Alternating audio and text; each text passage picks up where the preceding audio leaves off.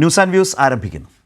കേന്ദ്ര സർക്കാരിൻ്റെ കടുത്ത അവഗണനയും സാമ്പത്തിക നിഷേധവും തുടരുമ്പോഴും നാടിൻ്റെ വികസനത്തിനും ക്ഷേമത്തിനും വിട്ടുവീഴ്ച ചെയ്യില്ലെന്ന് പ്രഖ്യാപിച്ച് സംസ്ഥാന സർക്കാരിൻ്റെ ബജറ്റ്. പുതിയ കാലത്തിൻ്റെ വെല്ലുവിളികൾ അതിജീവിക്കാൻ സംസ്ഥാനത്തിൻ്റെ സാധ്യതകളാകെ ഉപയോഗപ്പെടുത്താൻ ബജറ്റ് നിർദ്ദേശം നൽകുന്നു. സംസ്ഥാനത്തിന് കൈത്താങ് ആകേണ്ടവർ ശത്രുതാപരമായ നിലപാടുമായി മുന്നോട്ടു പോകുമ്പോൾ ഒരു ബി പ്ലാൻ ഇപ്പുറത്ത് തയ്യാറാണെന്ന് ഉറക്കെ പ്രഖ്യാപിക്കുകയാണ് കൊച്ചു കേരളത്തിൻ്റെ ബജറ്റ്. നാടിന് അർഹമായത് നേടിയെടുക്കാൻ ഒരു യോജിച്ച മുന്നേറ്റം അനിവാര്യമാണെന്നും ഓർമ്മിപ്പിക്കുകയാണ്. യഥാർത്ഥത്തിൽ കേരളത്തിൻ്റെ ജനകീയ ബദലാണ് ഈ ബജറ്റ്. ഇതിന്മേലുള്ള ചർച്ചയാണ് ഇന്ന് ന്യൂസ് ആൻഡ് വ്യൂസിൽ. ഇന്ന് ഈ ചർച്ചയിൽ പങ്കെടുക്കുന്നത് advocate K S Arunkumar, CPIM, advocate Senapathi Venu, Congress, M Jayachandran, മുതിർന്ന മാധ്യമ പ്രവർത്തകൻ.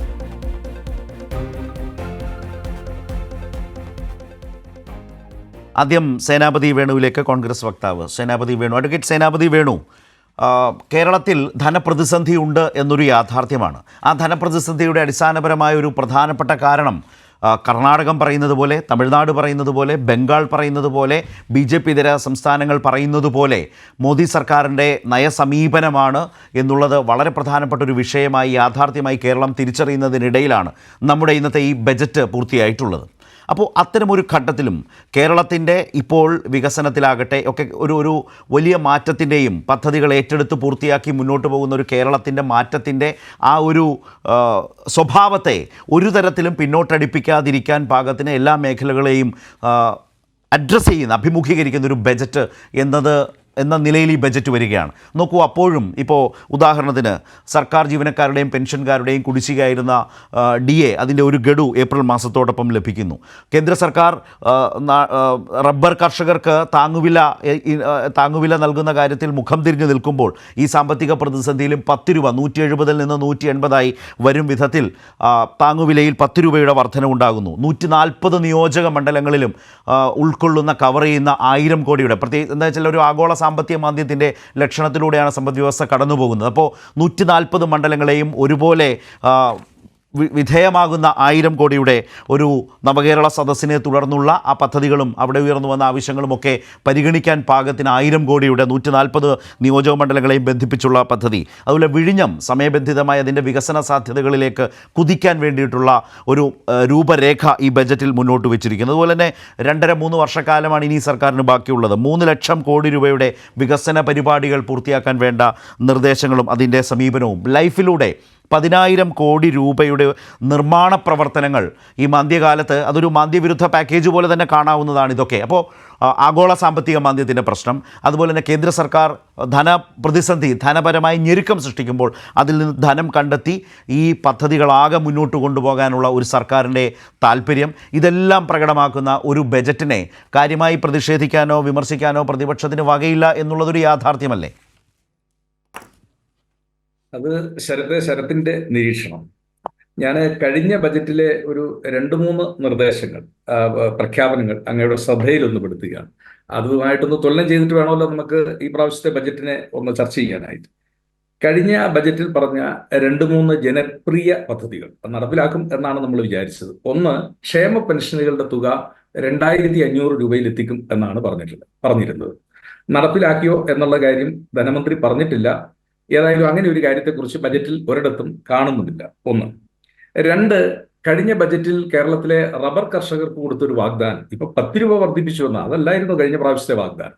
റബ്ബറിന്റെ താങ്ങുവില 250 രൂപ, അത് കേന്ദ്രം തന്നാൽ വർദ്ധിപ്പിക്കുമെന്നൊന്നും അല്ല പറഞ്ഞേക്കുന്നത്. പ്രകടന പത്രികയിൽ വളരെ സ്പെസിഫിക് ആയിട്ട് പറഞ്ഞിട്ടുള്ള ഒരു കാര്യമാണ് റബ്ബറിന്റെ താങ്ങുവില 250 രൂപയായി വർദ്ധിപ്പിക്കും എന്ന്. ഇപ്പോ നമ്മൾ കാണുന്നത് 10 രൂപയാണ് ഒരു കിലോഗ്രാമിന് വർദ്ധിപ്പിച്ചിരിക്കുന്നത്. അപ്പോ ബാക്കി ഇപ്പം 180 പോയി കഴിഞ്ഞാൽ ബാക്കി 70 രൂപ അതുകൂടി കേരളത്തിലെ റബ്ബർ കർഷകന് കിട്ടേണ്ടതാണ്, കിട്ടിയിട്ടില്ല. കഴിഞ്ഞ ബജറ്റിൽ 817.75 കോടി രൂപയായിരുന്നു ലൈഫ് മിഷൻ പദ്ധതിയിലെ വീടുകളുടെ, ഭവനങ്ങളുടെ നിർമ്മാണത്തിന് വേണ്ടി കഴിഞ്ഞ ബജറ്റിൽ പറഞ്ഞിരുന്നത്. പക്ഷേ അതിൽ 12 കോടി രൂപ മാത്രമാണ് ചെലവഴിച്ചിട്ടുള്ളത് എന്നാണ് കാണുന്നത്. അപ്പൊ ഞാൻ ഇത് ഒരു 2-3 കാര്യങ്ങൾ മാത്രം ഉദാഹരണമായിട്ട് ചൂണ്ടിക്കാണിച്ചു എന്നുള്ളതാണ്. അപ്പോ ഇപ്പൊ അങ്ങ് സൂചിപ്പിച്ചതുപോലെ വലിയൊരു മാന്യകാലത്ത് കേരളം നിൽക്കുകയാണ്. ധനകാര്യമന്ത്രി പറയുന്നു, കേരളത്തിലെ പൊതുസമൂഹവും സാമ്പത്തിക വിദഗ്ധരും എല്ലാം പറയുന്ന ഒരു കാര്യമാണ്.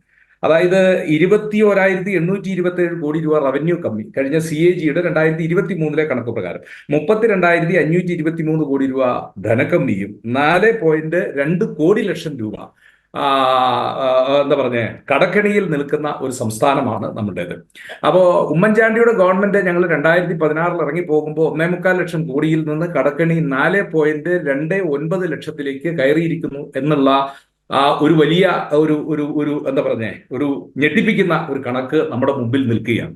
അപ്പോൾ വല്ലാത്ത സാമ്പത്തിക പ്രതിസന്ധിയിൽ സംസ്ഥാന ഗവൺമെന്റ് നിൽക്കുകയാണ്. ഇപ്പൊ കേന്ദ്രം തരുന്നില്ല, കേന്ദ്രത്തിന്റെ അതൊക്കെ നമുക്ക് പറയാം. പക്ഷേ ഒരു ചെറിയ ഇടപെടൽ മാത്രം താങ്കളിലേക്ക് തന്നെയാണ്. 2016 നിങ്ങൾ ഇറങ്ങുമ്പോൾ അങ്ങനെയായിരുന്നില്ലേ എന്ന് ഈ 2024 പറയുന്നതിൽ എന്തർത്ഥമാണ്? കാരണം അതിനുശേഷം ഒരു മഹാപ്രളയം കണ്ടു.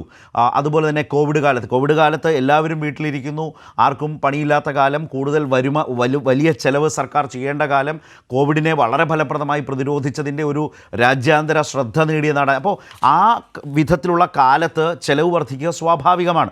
അപ്പോൾ 2016 ഞങ്ങളുടെ കാലത്ത് ഇതായിരുന്നു എന്ന് പറയുന്ന ആ താരതമ്യത്തിന് വിധേയപ്പെടുന്നതേ അല്ല. രണ്ടാമത്തെ കാര്യം, ഈ കാലയളവൊക്കെ ഉണ്ടായിട്ടും ഈ നിലയിൽ നമ്മൾ വല്ലാതൊരു സമ്പന്നാവസ്ഥയിലേക്ക് പോയിട്ടും അതിനുശേഷം ഇങ്ങോട്ട് നോക്ക്, ഏറ്റെടുത്ത വികസന പ്രവർത്തനങ്ങൾ, റോഡുകളുടെ ദേശീയപാത വികസനം, അതുപോലെ തന്നെ സംസ്ഥാന പാതകളുടെ മികവ്, അതുപോലെ വിഴിഞ്ഞം പദ്ധതിയുടെ പൂർത്തീകരണം, ഓരോന്നും അങ്ങനെ എടുക്കാം. അപ്പോൾ പൂർത്തീകരിച്ച് കേരളത്തെ ഒരു പുതിയ തലത്തിലേക്ക് മാറ്റുമ്പോൾ സ്വാഭാവികമായും ബജറ്റിനകത്ത് നിൽക്കുന്ന വരവിലും ചെലവിലും നിൽക്കില്ല. കേരളം പോലെ വളരുന്നൊരു ഒരു രാജ്യത്തിന്, ഒരു നാടിന് വളരെ കൃത്യമായ ആവശ്യങ്ങളുണ്ട്. അത് കണ്ടെത്തി, അതിന് വിഭവം കണ്ടെത്തി അതിലെ പൂർത്തീകരണത്തിലേക്ക് ഏത് സർക്കാരിൻ്റെ ആയാലും, അതാണ് യഥാർത്ഥത്തിൽ ഏത് സർക്കാരായാലും ചെയ്യേണ്ടത്. ആ ചെയ്യുമ്പോൾ നിശ്ചയമായും അതൊക്കെ പകരം ആസ്തിയായി വർദ്ധിക്കുകയാണ്. അങ്ങനെ കേരളം മാറിയിട്ടുണ്ട്. അത് കാണാതെ കേവല താരതമ്യത്തിൽ എന്തർത്ഥമാണുള്ളത്? ഇത് എവിടെ ആസ്തി വർദ്ധിച്ചു എന്നുള്ള കാര്യമാണ് ശരത്തെ പറയുന്നത്. സ്കൂളുകൾ ആസ്തിയല്ലേ? മികച്ച ആശുപത്രികൾ ആസ്തിയല്ലേ? നല്ല റോഡുകൾ നമ്മുടെ ആസ്തിയല്ലേ? അടിസ്ഥാന സൗകര്യ വികസനമില്ലാതെ നിക്ഷേപം കേരളത്തിലേക്ക് വരുമോ? ഇതെല്ലാം ഞാൻ ചോദിക്കുന്നത്, ഇപ്പോ ധനകാര്യമന്ത്രി ബജറ്റിൽ പറഞ്ഞിരിക്കുന്ന ഒരു 3 ലക്ഷം കോടിയുടെ കണക്കുണ്ടല്ലോ അടുത്ത 3 കൊല്ലത്തിനുള്ളിൽ വരുന്നത്. ഇത് എവിടെ നിന്ന് വരുമെന്നായി പറയുന്നത്? അത് നമുക്കൊന്ന് അറിയണമല്ലോ. നമ്മൾ മനസ്സിലാക്കേണ്ട ഒരു കാര്യം, ഇനി പ്രവാസികളുടെ നിക്ഷേപങ്ങളാണ് എങ്കിൽ പ്രവാസി നിക്ഷേപത്തിൽ ഗണ്യമായ കുറവ് കേരളത്തിൽ ഉണ്ടായിക്കൊണ്ടിരിക്കുകയാണ്. കേരളത്തിന്റെ സ്ഥാനത്തേക്ക് മഹാരാഷ്ട്ര വന്നുകൊണ്ടിരിക്കുന്നു എന്നുള്ളതാണ് ഏറ്റവും അവസാനം കിട്ടുന്ന ഒരു കണക്ക് എന്ന് പറയുന്നത്. അപ്പോ അലാവുദ്ദീന്റെ അത്ഭുത വിളക്ക് പോലെ ഒരു ഉദാഹരണം കൂടി പറയാം. ഇതേ ചോദ്യം അദ്ദേഹത്തോട് വന്നപ്പോൾ, ഇപ്പോൾ നമ്മുടെ നാട്ടിൽ ഇപ്പോൾ ടെക്നോ പാർക്ക്, ഇൻഫോസിസ് എന്നൊക്കെ പറയുന്ന തരത്തിലേക്കുള്ള എല്ലാ IT കമ്പനികൾക്കും വേണ്ടിയിട്ടുള്ള ഒരു പൊതു സ്പേസാണ് രൂപപ്പെട്ടിരുന്നത്. ഇപ്പോൾ ഓരോ കമ്പനികൾ തന്നെ ലക്ഷക്കണക്കായ സ്ക്വയർ ഫീറ്റ് സ്പേസാണ് എടുത്തുകൊണ്ടിരിക്കുന്നത്. അവർ തന്നെ ഒരു വലിയ ഒരു സ്പേസിലേക്ക് മാറുകയാണ്. ഇപ്പോൾ ടോറസിൻ്റെത് വരുന്നു. കഴിഞ്ഞ ദിവസം കൊച്ചിയിൽ IBM-ൻ്റെ കൊച്ചി ക്യാമ്പസ് തന്നെ, അവരുടെ ഒരു വലിയ ക്യാമ്പയിൻ മെയ്ഡ് ഇൻ കൊച്ചിയാണ്. അതിൽ 10,000-കണക്കിന് മനുഷ്യർക്ക് ജോലി കൊടുക്കാൻ കഴിയുന്നത്ര വിപുലമായ ക്യാമ്പസാണ്, അല്ലെങ്കിൽ ഇടമാണ് അവർ രൂപപ്പെടുത്തുന്നത്.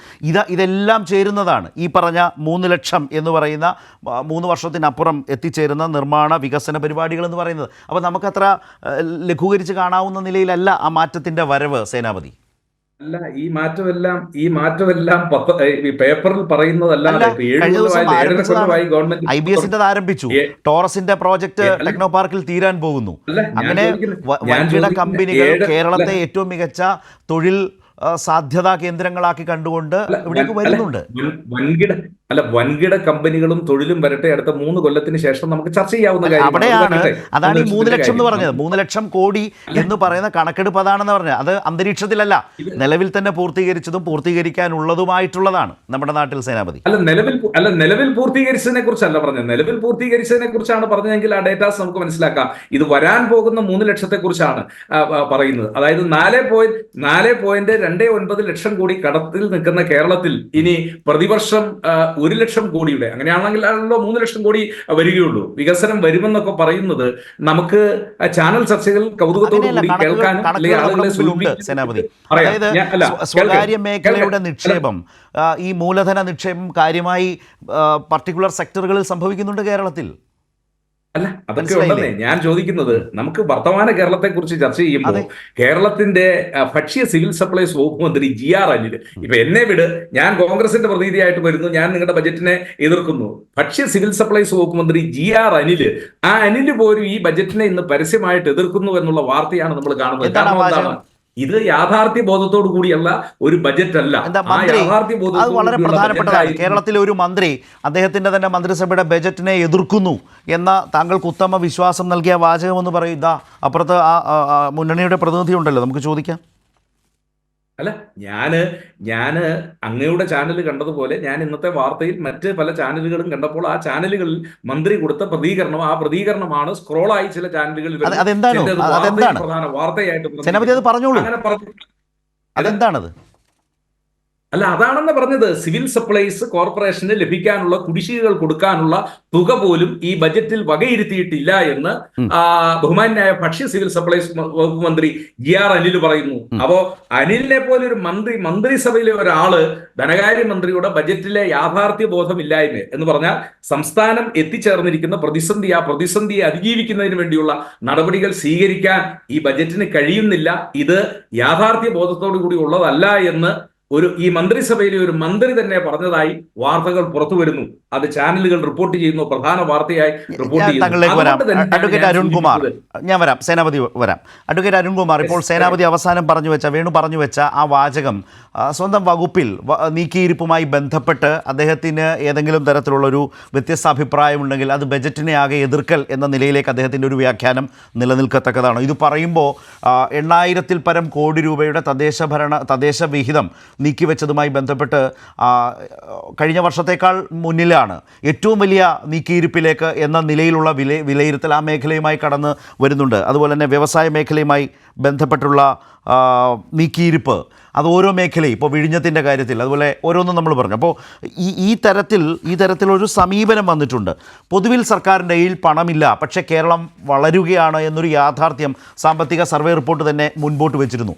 സർക്കാരിൻ്റെ കയ്യിൽ പണമില്ലാതാവുന്നതിൻ്റെ അടിസ്ഥാന കാരണം മോദി സർക്കാർ ഈ സർക്കാരിനോട് കാട്ടുന്ന സമീപനത്തിൻ്റെ പ്രശ്നം കൂടിയാണ്. അവിടെയാണ് മന്ത്രി GR അനിലിൻ്റെ പരാമർശത്തെ ഒരു മന്ത്രിക്ക് പോലും അതൃപ്തി ബജറ്റിനോട് എന്ന നിലയിൽ ഉദാഹരിക്കാൻ സേനാപതി വേണു ശ്രമിച്ചത്. ഞാൻ താങ്കളുടെ ശ്രദ്ധയിലേക്ക് അത് കൊണ്ടുവരുന്നു. പൊതുവിൽ ഈ ബജറ്റ് കേരളത്തെ മുന്നോട്ട് കൊണ്ടുപോകാൻ ഉതകുന്നൊരു ബജറ്റാണോ ഈ പ്രതിസന്ധി കാലത്ത്? അരുൺ. ബഹുമാനപ്പെട്ട ധനകാര്യമന്ത്രി സൂചിപ്പിച്ചതുപോലെ പ്രതീക്ഷകളുടെ ഒരു സൂര്യോദയം എന്ന് തന്നെയാണ് ഈ ബഡ്ജറ്റിനെ കുറിച്ച് പറയുന്നത്. കാരണം ഏതെങ്കിലും ഒരു മേഖല ടച്ച് ചെയ്യാത്ത ഒരു മേഖലയുമില്ല. കാരണം കൃത്യമായി ശരത് എക്കോ കേൾക്കുന്നുണ്ട്, ഞാൻ പറയുന്നത് എനിക്ക് തന്നെ തിരിച്ചു കേൾക്കുന്നു. ശരിയാക്കണം, അത് കറക്റ്റ് ചെയ്യാം. അതായത് ഏതെങ്കിലും ഒരു മേഖല ടച്ച് ചെയ്യാത്തതില്ല. കാരണം എല്ലാ മേഖലകളിലും കൃത്യമായി ഇടപെടൽ വന്നിരിക്കുകയാണ്. ഇപ്പോൾ കേന്ദ്ര ഗവൺമെൻറ് ബഡ്ജറ്റ് വന്നു, 52 മിനിറ്റ് കൊണ്ട് അത് അവതരിപ്പിച്ച് കഴിഞ്ഞു.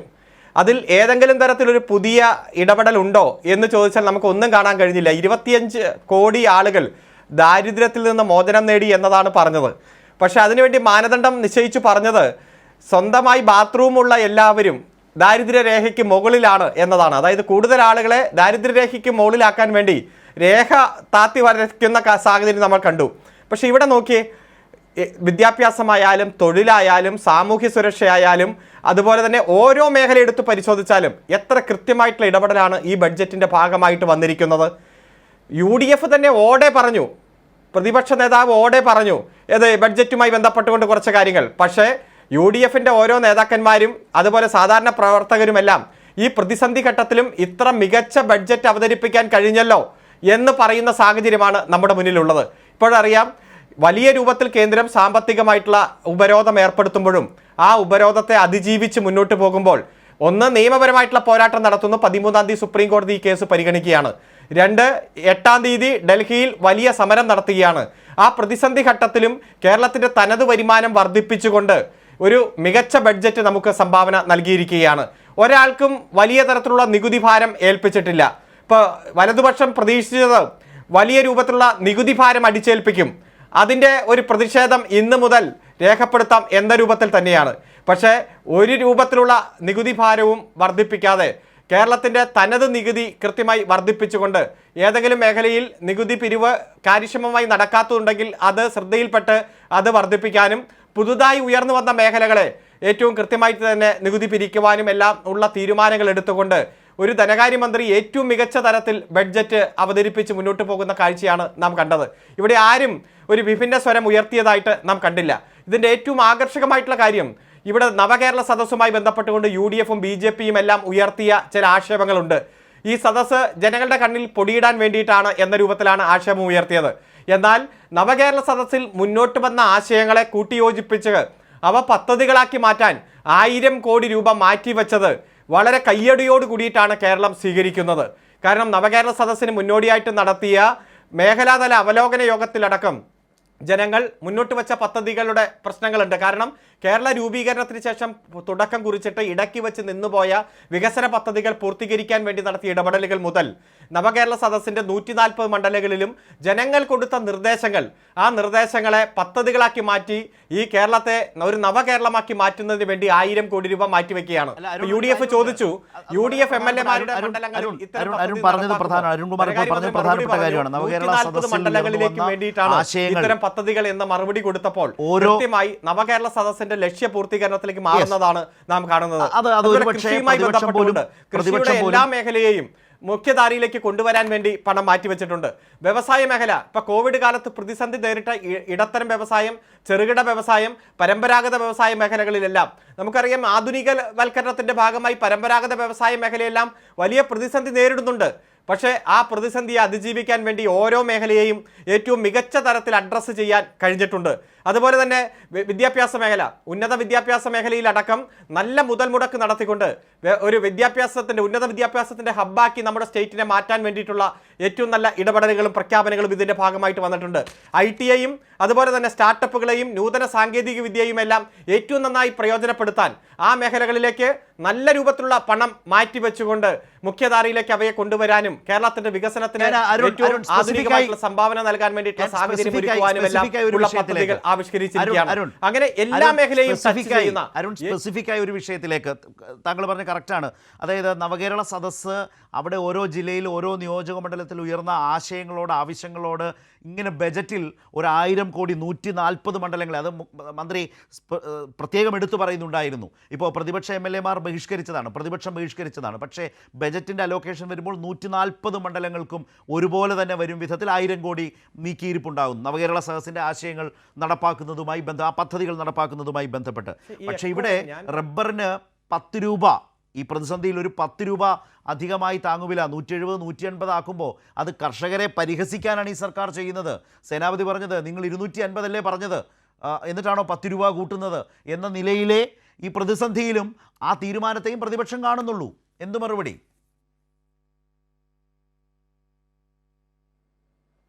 ഈ ചോദ്യം കഴിഞ്ഞിട്ട് മതിയോ? ഈ ചോദ്യം അരുൺകുമാർ, ഇവിടെ ഈ ആസിയൻ കരാർ നടപ്പാക്കുമ്പോൾ കൃത്യമായി ഇടതുപക്ഷ പ്രസ്ഥാനങ്ങൾ ശക്തമായി പറഞ്ഞതാണ് ഇത് കടുത്ത പ്രതിസന്ധിയിലേക്ക് ഈ കേരളം പോകുമെന്ന്.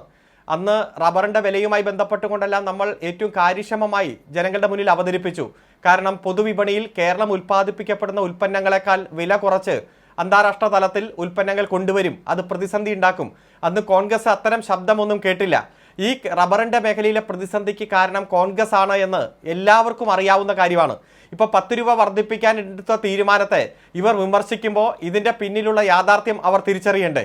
കാരണം 180 രൂപയായി റബ്ബറിൻ്റെ താങ്ങുവില ഉയർത്താൻ ഈ പ്രതിസന്ധി ഘട്ടത്തിലും കേരളം തയ്യാറായി എന്നുള്ളത് ഏറ്റവും ഗൗരവമായിട്ടുള്ള കാര്യമാണ്. അതുകൊണ്ട് ഒരു തരത്തിലും വിമർശിക്കാൻ കോൺഗ്രസിന് അധികാരമില്ല. കോൺഗ്രസ് റബ്ബർ കർഷകരെല്ലാം വളരെ സ്നേഹത്തോടെ വളരെ ഈ ഗവൺമെൻറ്റിൻ്റെ നയത്തെ കൈയടിച്ച് സ്വീകരിക്കുന്ന ഒരു കാഴ്ചയാണ് ഇപ്പോൾ നാം കാണുന്നത്. ശരി അരുൺ, ഞാൻ താങ്കളിലേക്ക് മടങ്ങി വരാം. ശ്രീ M. ജയചന്ദ്രൻ കൂടി ഈ ചർച്ചയിലേക്ക് വരികയാണ്. ശ്രീ ജയചന്ദ്രൻ, നേരത്തെ ശ്രീ സേനാപതി വേണുവും ഇപ്പോൾ ശ്രീ അരുൺകുമാറും സംസാരിച്ചത് താങ്കൾ കേട്ടല്ലോ.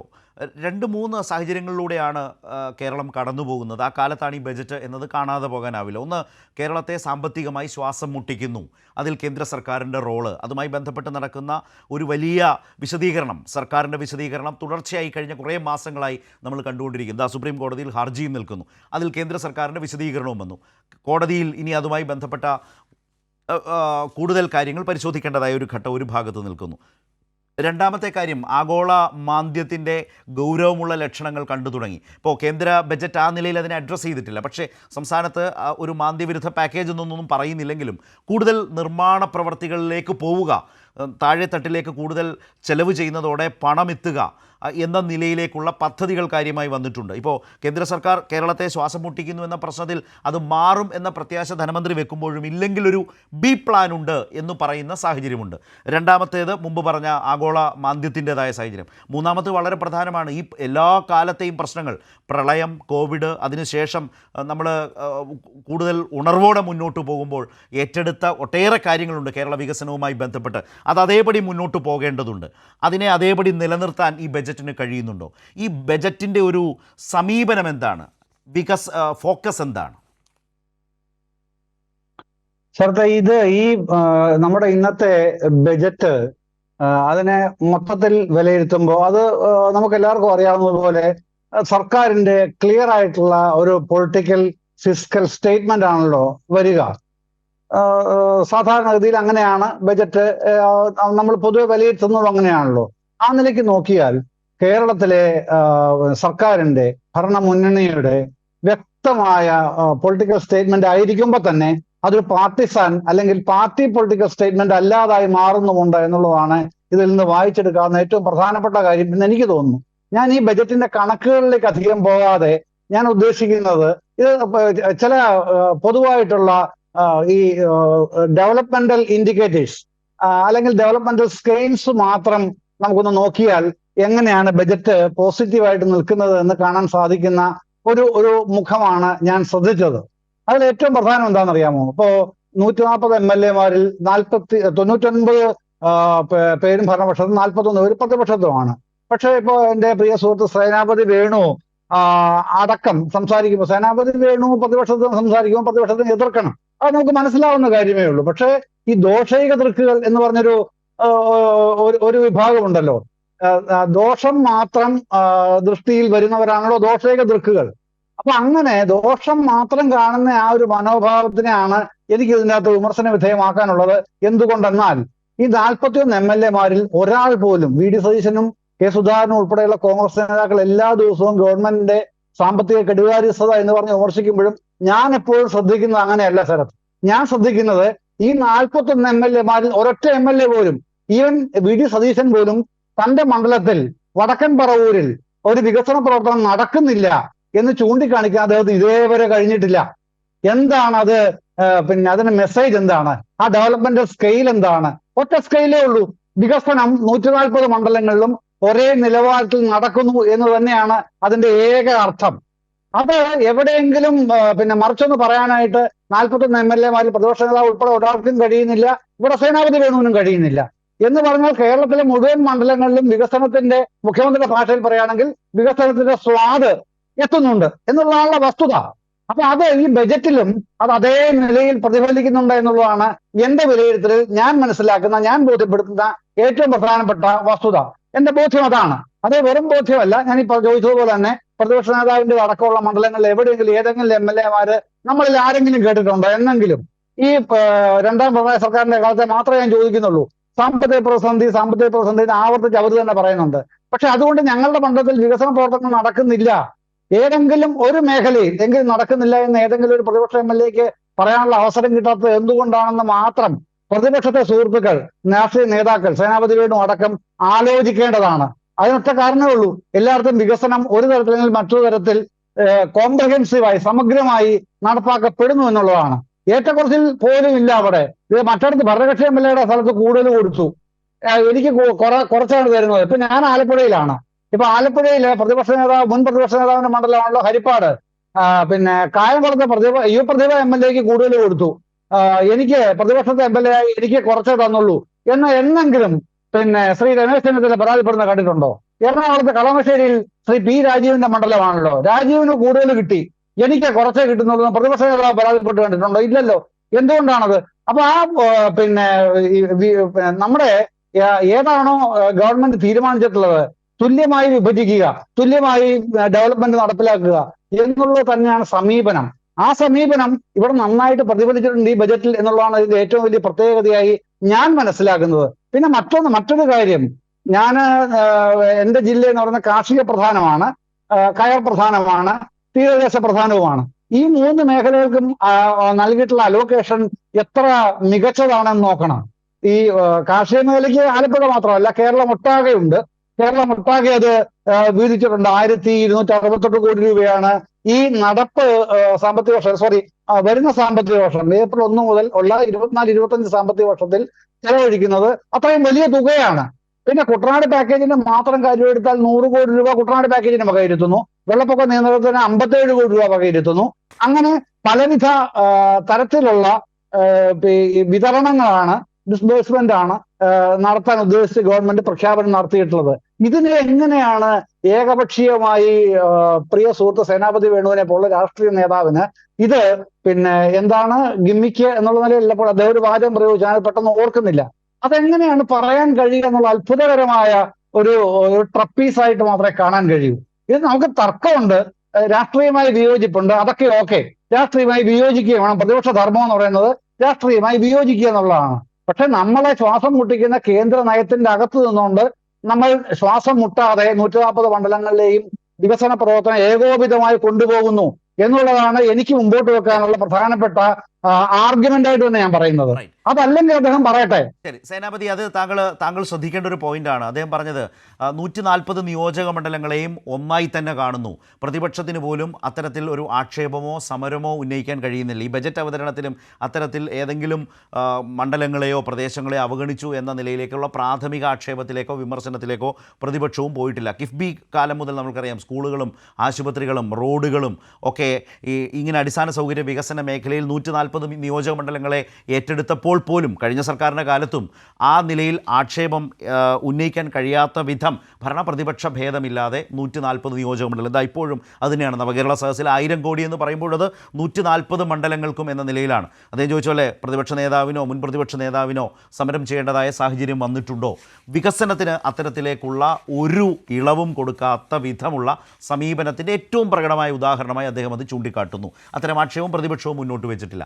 ഇതിലൊരു പ്രധാനപ്പെട്ട കാര്യം, ഇപ്പോൾ പ്രതിപക്ഷം എങ്ങനെ വിമർശിച്ചാലും ഞാൻ മനസ്സിലാക്കുന്ന എൻ്റെ ഒരു തോന്നൽ, ഇപ്പോൾ ഏറ്റെടുത്തിരിക്കുന്ന പദ്ധതികളും പരിപാടികളും നിർമ്മാണ വികസന പ്രവർത്തനങ്ങളെല്ലാം അതായത് ഒരു 2.5 വർഷക്കാലം കൊണ്ട് സമയബന്ധിതമായി പൂർത്തിയാക്കുക എന്ന നിലയിലാണ് സർക്കാർ പോകുന്നത് എന്നുള്ളതാണ്. അത് മുമ്പ് പറഞ്ഞ 3 ലക്ഷം 3 വർഷക്കാലത്തെ നിർമ്മാണ പ്രവർത്തനങ്ങളെക്കുറിച്ച്. അതുപോലെ തന്നെ മറ്റൊരു പ്രധാനപ്പെട്ടതാണ് ഇപ്പോൾ വിഴിഞ്ഞം തുറമുഖത്തിൻ്റെ കാര്യത്തിൽ വികസന സാധ്യതകളെ പ്രയോജനപ്പെടുത്താൻ പ്രത്യേക ഡെവലപ്മെൻറ്റ് സോണുകൾ, അപ്പോൾ അതിൽ ലാൻഡ് പൂൾ ചെയ്ത് ഡെവലപ്മെൻറ്റ് സോണായി തിരിച്ച് ചൈനീസ് മോഡൽ. അപ്പോൾ ഇന്ന് ധനകാര്യമന്ത്രി തന്നെ അതിനുശേഷം ഞങ്ങളുടെയൊക്കെ തന്നെ പരിപാടിയിൽ പറയുകയുണ്ടായി, ഇത് പഴയ കാലം പോലെയല്ല, നമ്മൾക്ക് അടിയന്തരമായി പൂർത്തിയാക്കണം, നമ്മുടെ മുമ്പിൽ കോമ്പറ്റിറ്റീവായിട്ട് ഒരു പശ്ചാത്തലം ചുറ്റുമൊരുങ്ങുന്നുണ്ട് നമ്മുടെ സംസ്ഥാനത്തിന് പുറത്ത്.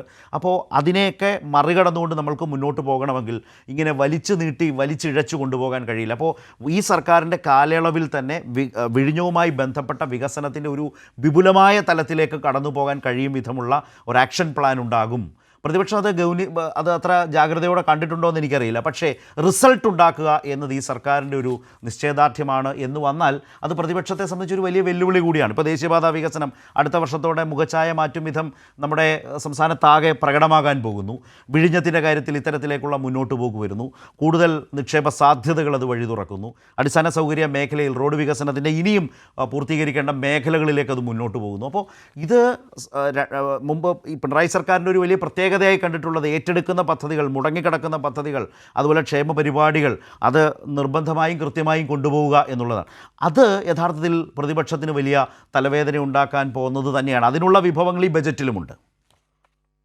അല്ല ശരത്തെ, ഒരു കാര്യം നമ്മൾ മനസ്സിലാക്കേണ്ടത്, കേരളം ഭരിച്ചുകൊണ്ടിരുന്ന ഒരു ഗവൺമെന്റും ഒരു അസംബ്ലി നിയോജക മണ്ഡലത്തിൽ അവിടുന്ന് പ്രതിപക്ഷ MLA ആണ് ജയിച്ചു വന്നത് എന്നുള്ളത് കൊണ്ട് അവിടെ വികസനം നടക്കേണ്ട ഏറ്റക്കുറച്ചിലുകൾ ഉണ്ടായിരിക്കാം, ഇല്ല എന്നൊന്നും ഞാൻ പറയുന്നില്ല. ഇപ്പം ഞാൻ ചോദിക്കുന്നു, വിഴിഞ്ഞം തുറമുഖം അന്ന് അതിൻ്റെ ഒരു പ്രപ്പോസലുമായിട്ട് ഏതായാലും ഉമ്മൻചാണ്ടിയുടെ ഗവൺമെന്റ് പോകുമ്പോൾ ഞങ്ങളുടെ ഒരു MLA അല്ലല്ലോ അവിടെ നിന്ന് ആ വിഴിഞ്ഞം ഉൾപ്പെടുന്ന ആ പ്രദേശത്ത് നിന്നുള്ളത്. അപ്പോൾ ഇപ്പോൾ ഒരു അസംബ്ലി നിയോജക മണ്ഡലത്തിലെ MLA അത് പ്രതിപക്ഷത്തിൻ്റെതാണോ ഭരണപക്ഷത്തിൻ്റെതാണോ എന്ന് നോക്കിക്കൊണ്ട് കേരളത്തിൽ നമുക്ക് വികസനം നടപ്പിലാക്കാൻ പറ്റും. ഇനി ഞാൻ ചോദിക്കുന്നു, ഇപ്പോൾ ഭരണപക്ഷത്തിന്റെ MLA തന്നെ തെരഞ്ഞെടുത്തു കഴിഞ്ഞാൽ ഒരു 5000 വോട്ടിന്റെ ഭൂരിപക്ഷം അല്ലെ 10000 വോട്ടിന്റെ ഭൂരിപക്ഷം, ആ 10000 വോട്ടിന്റെ ഭൂരിപക്ഷം കഴിഞ്ഞിട്ടുള്ള ബാക്കിയുള്ളത് പ്രതിപക്ഷത്തിരിക്കുന്ന അല്ലെങ്കിൽ അപ്പുറത്തെ ഭാഗത്തെ ആളുകൾ വോട്ട് ചെയ്തതാണല്ലോ. അതല്ലാതെ ഏകപക്ഷീയമായിട്ട് 100% ആളുകളും പ്രതിപക്ഷത്തുള്ളവരാണ് എന്ന് അങ്ങനെ ഒരു അസംബ്ലി നിയോജക മണ്ഡലം കേരളത്തിലില്ല. അപ്പൊ വികസനം സന്തുലിതമായിട്ട് നടക്കണം.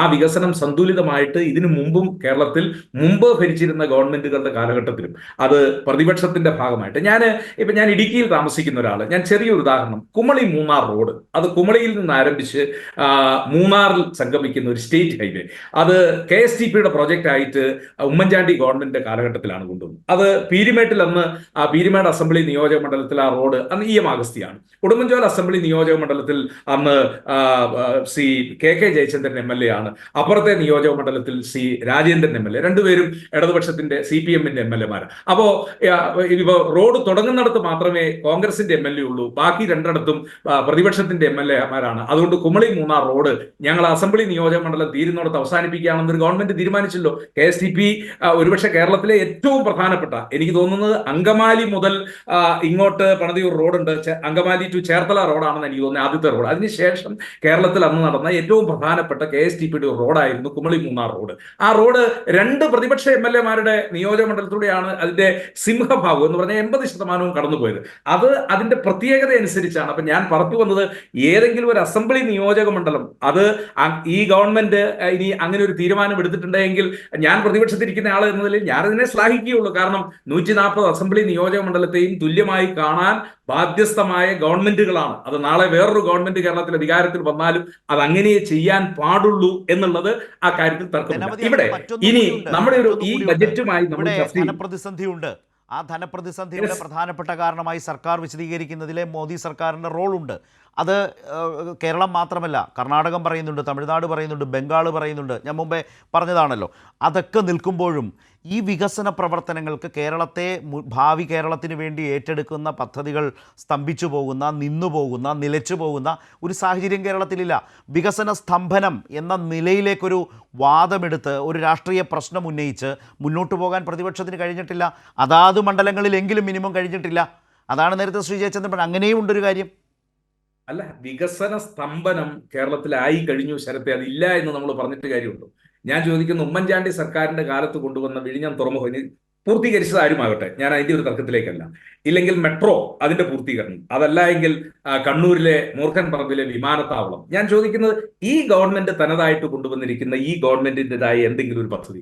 ഇനിയിപ്പോൾ കോഴിക്കോട് മെട്രോയെ കുറിച്ച് ചർച്ച ചെയ്യുന്നു. ഈ ഗവൺമെന്റ് ഞങ്ങൾ കോഴിക്കോട് മെട്രോ ആരംഭിക്കാനുള്ള നടപടികൾ സ്വീകരിക്കുന്നു. ഞാൻ പറഞ്ഞു വന്നത്, അടുത്ത 50 വർഷത്തേക്കോ 100 വർഷത്തേക്കോ കേരളം കാത്തിരിക്കുന്ന അല്ലെങ്കിൽ കാണുന്ന ഏതെങ്കിലും ഒരു വികസന പ്രവർത്തനം ഈ ഗവൺമെന്റിൻ്റെതായിട്ട് ഈ ഗവൺമെന്റിന് കൊണ്ടുവരാനോ പൂർത്തീകരിക്കാനായിട്ടോ ഇവർ കൊണ്ടുവന്ന് നടപ്പിലാക്കുന്നത്. ഇപ്പൊ 14 ജില്ലകളിലും മെഡിക്കൽ കോളേജുകൾ ഉമ്മൻചാണ്ടിയുടെ ഗവൺമെന്റ് കൊണ്ടുവന്നതാണ്. ഇനി മെഡിക്കൽ കോളേജുകളുടെ വികസനം എത്രമാത്രം നടന്നു അതൊക്കെ നമുക്ക് പ്രത്യേകമായിട്ട് ചർച്ച ചെയ്യാവുന്ന. ഞാൻ പറഞ്ഞു വന്നത്, ഇനി ഏതെങ്കിലും ഒരു ജില്ല അവിടെ CPM-കാരാണ് MLA-മാർ കൂടുതൽ അല്ലെങ്കിൽ ഇടതുപക്ഷത്തിൻ്റെതാണ് MLA-മാർ കൂടുതൽ എന്നുള്ളത് കൊണ്ട് അങ്ങനെ ഏതെങ്കിലും ഒരു വിവേചനം ആ കാലഘട്ടത്തിൽ കാണിച്ചിട്ടുണ്ടോ? വിവേചനം കാണിച്ചിട്ടില്ല. ഇനി ഈ ബജറ്റിനെ കുറിച്ച് നമ്മൾ ചർച്ച ചെയ്യുമ്പോൾ നമ്മൾ ഗഹനമായിട്ട് ചർച്ച ചെയ്യേണ്ട ഒന്ന്, കേരളത്തിന്റെ വരുമാനം വർദ്ധിപ്പിക്കുന്നതിനുള്ള എന്ത് നടപടികൾ കൊണ്ടുപോകരുത്. ഉമ്മൻചാണ്ടി ഭരിക്കുന്ന കാലത്താണ് നാടിനെ നടുക്കിയ സുനാമിയുടെ ഭാഗമായി തുടർന്നുണ്ടായ ഫണ്ട് വിഹിതത്തിൽ സുനാമി ഫണ്ട് ഏതൊക്കെ കോട്ടയം ജില്ലയിലേക്ക് കൊണ്ടുപോയത് നാട് മറന്നിട്ടുണ്ടോ? എന്തെല്ലാം തരം ചർച്ചകൾ ഉണ്ടായിട്ടുള്ളതാണ് ആ കാലത്ത്. സുനാമി ഫണ്ട് ഏതൊക്കെ മണ്ഡലത്തിലാണ് കോട്ടയം ജില്ലയിലേക്ക് പോയതെന്നൊക്കെ ഉള്ളത് വന്നിട്ടില്ല. ഇതൊക്കെ ചർച്ച ചെയ്ത നാടാണ് നമ്മുടേത്. അല്ല, ഞാൻ പറഞ്ഞത് 14 ജില്ലകളിലും മെഡിക്കൽ കോളേജുകൾ കൊണ്ടുവന്നപ്പോൾ ഏതെങ്കിലും ഒരു ജില്ല, അത് കമ്മ്യൂണിസ്റ്റ് ഭൂരിപക്ഷമുള്ള ജില്ലയാ, അതുകൊണ്ട് അവിടെ മെഡിക്കൽ കോളേജ് വേണ്ട എന്നുള്ള തീരുമാനം പറഞ്ഞതുകൊണ്ട് ഞാനൊരു ഉദാഹരണം പറഞ്ഞതാണ്. ഞാൻ ശരത്തെ ഞാൻ ഈ ബജറ്റിനെ കുറച്ചുകൂടി ഒരു വിശാലമായ അർത്ഥത്തിലേക്ക് ചർച്ച ചെയ്യാനായിട്ട് ആഗ്രഹിക്കുകയാണ്. ആ ചർച്ച ചെയ്യുമ്പോൾ നമ്മൾ കേരളത്തിന്റെ തനതായ വരുമാനങ്ങൾ വർദ്ധിപ്പിക്കുന്നതിനുള്ള പുതിയ സോഴ്സുകൾ, ഞാൻ ഒരുപക്ഷെ അങ്ങ് ഓർക്കുന്നുണ്ടാകും, ശ്രീ തോമസ് ഐസക്കിന്റെ ബജറ്റിൽ ഞാനൊക്കെ അതിനെ ഒരു ആവേശപൂർവ്വം ഏറ്റെടുത്ത ഒന്നാണ്. അതായത് കേരളത്തിലെ നദികളിലും പുഴകളിലും കെട്ടിക്കിടക്കുന്ന മണല്, ഞാൻ ഇപ്പോഴും പറയുന്നു, മണല് കോരാൻ അനുവദിക്കണം. അതെങ്ങനെ അനുവദിക്കണം? അതൊരു നിശ്ചിത കാലയിൽ, ഇപ്പൊ ഈ 12 മാസവും മണല് കോരരുത്. നമുക്ക് വേനൽക്കാലത്ത് നിർമ്മാണം നടക്കുന്ന ഒരു നവംബർ ഡിസംബർ മുതൽ ഒരു മെയ് അവസാനം വരെ, ജൂൺ ആകുമ്പോഴത്തേക്കും വീണ്ടും മഴ. ഈ തോടുകൾ, ഇപ്പൊ തിരുവനന്തപുരത്ത് നമുക്കറിയാം, കിള്ളിയാറ് ഒരു മഴ പെയ്തു കഴിഞ്ഞാൽ അപ്പൊ തന്നെ നിറഞ്ഞ് നാട്ടിലേക്ക് വെള്ളം കയറുകയാണ്. അപ്പോ തോമസ് ഐസക്ക് കൊണ്ടുവന്ന ഒരു വലിയ പദ്ധതി ഈ നാട്ടിലെ പൊതുസമൂഹം അതിനെ ആവേശത്തോടു കൂടി കണ്ടതാ. അത് എങ്ങോട്ട് പോയി? ഡാമിൽ നിന്ന് എക്കല് അടിഞ്ഞു കിടക്കുന്നത് ഡ്രഡ്ജ് ചെയ്ത് സർക്കാരിന് വരുമാനമാകുന്ന ചെറിയൊരു പദ്ധതി, അത് എങ്ങോട്ട് പോയി? അപ്പൊ ഞാൻ പറഞ്ഞു വന്നത്, കഴിഞ്ഞ കാലങ്ങളിൽ ബജറ്റുകളിൽ പ്രഖ്യാപിച്ചിട്ടുള്ളതായ പല പദ്ധതികളും ആ പദ്ധതികൾ അത് പൂർത്തീകരിച്ചിട്ടില്ല എന്ന് മാത്രമല്ല, അത് തുടങ്ങാൻ പോലും പറ്റിയിട്ടില്ല എന്നുള്ളതാണ്. അപ്പൊ കേരളം ഈ അടിയന്തര ഘട്ടത്തിൽ നമ്മൾ ഇതുപോലൊരു ധനപ്രതിസന്ധിയിൽ നിൽക്കുമ്പോൾ പുതിയ വരുമാന സ്രോതസ്സുകൾ, അത് ജനങ്ങളെ ബുദ്ധിമുട്ടിപ്പിച്ചുകൊണ്ടല്ല, മദ്യത്തിന് 10 രൂപ വില കൂട്ടിയതുകൊണ്ടല്ല, ഭൂമിയുടെ താരിഫ് വർദ്ധിപ്പിച്ചതുകൊണ്ടല്ല, നമ്മൾ പുതിയ സോഴ്സുകൾ, ആ കാര്യത്തിൽ ശ്രീ തോമസ് ഐസക് അന്നെടുത്ത ഒരു ശരിയായ ദിശ, അതായത് ശ്രീ അരുൺകുമാർ, ഈ ധനപ്രതിസന്ധിയിൽ തനത് വരുമാനം ഉയർത്തിയാണ് കേരളം മുന്നോട്ട് പോകുന്നത്, യാതൊരു സംശയവുമില്ല. ആ തനത് വരുമാനം ഉയർത്തി മുന്നോട്ട് പോകുമ്പോൾ തന്നെ ഇനിയും കൂടുതൽ വിഭവ സമാഹരണം എന്നുള്ളതിൽ ജനങ്ങളെ കഷ്ടപ്പെടുത്തുന്ന, ജനങ്ങളെ പിഴിയുന്ന ഒരു ശൈലി ഈ ബജറ്റിനുണ്ടോ? അങ്ങനെ പ്രതിപക്ഷത്തിന് ആരോപിക്കാൻ ഒരവസരം ഈ ബജറ്റിലെ അധിക വിഭവ സമാഹരണം വഴിയൊരുക്കുന്നുണ്ടോ? ഒന്ന്. രണ്ടാമത്തെ കാര്യം, ഇതിൽ ഈ പറഞ്ഞതുപോലെ ഏറ്റവും പ്രധാനപ്പെട്ട നിലയിൽ ഈ സർക്കാരിൻ്റെ ഭാവനാപൂർണമായിട്ടുള്ള ഭാവി കാലത്തേക്ക് വേണ്ടി എന്തെങ്കിലും ഉണ്ടോ എന്ന നിലയിലേക്കൊക്കെ പ്രതിപക്ഷത്തിന് ചോദിക്കാൻ കേരളത്തിൽ ഇന്നത്തെ സാഹചര്യത്തിൽ കഴിയുമോ? സേനാപതി അത് ചോദിക്കുകയും ചെയ്തല്ലോ. എല്ലാം ഉമ്മൻചാണ്ടി കാലത്തിൻ്റെ തുടർച്ച എന്ന നിലയിൽ, അതിനപ്പുറത്തേക്ക് ഈ സർക്കാർ എന്തു ചെയ്തു വെക്കുന്നു എന്ന ചോദ്യമൊക്കെ അദ്ദേഹം ചോദിക്കുന്നത് കൂടി ഒരുപക്ഷെ കേട്ടിട്ടുണ്ടാവും അരുൺകുമാർ.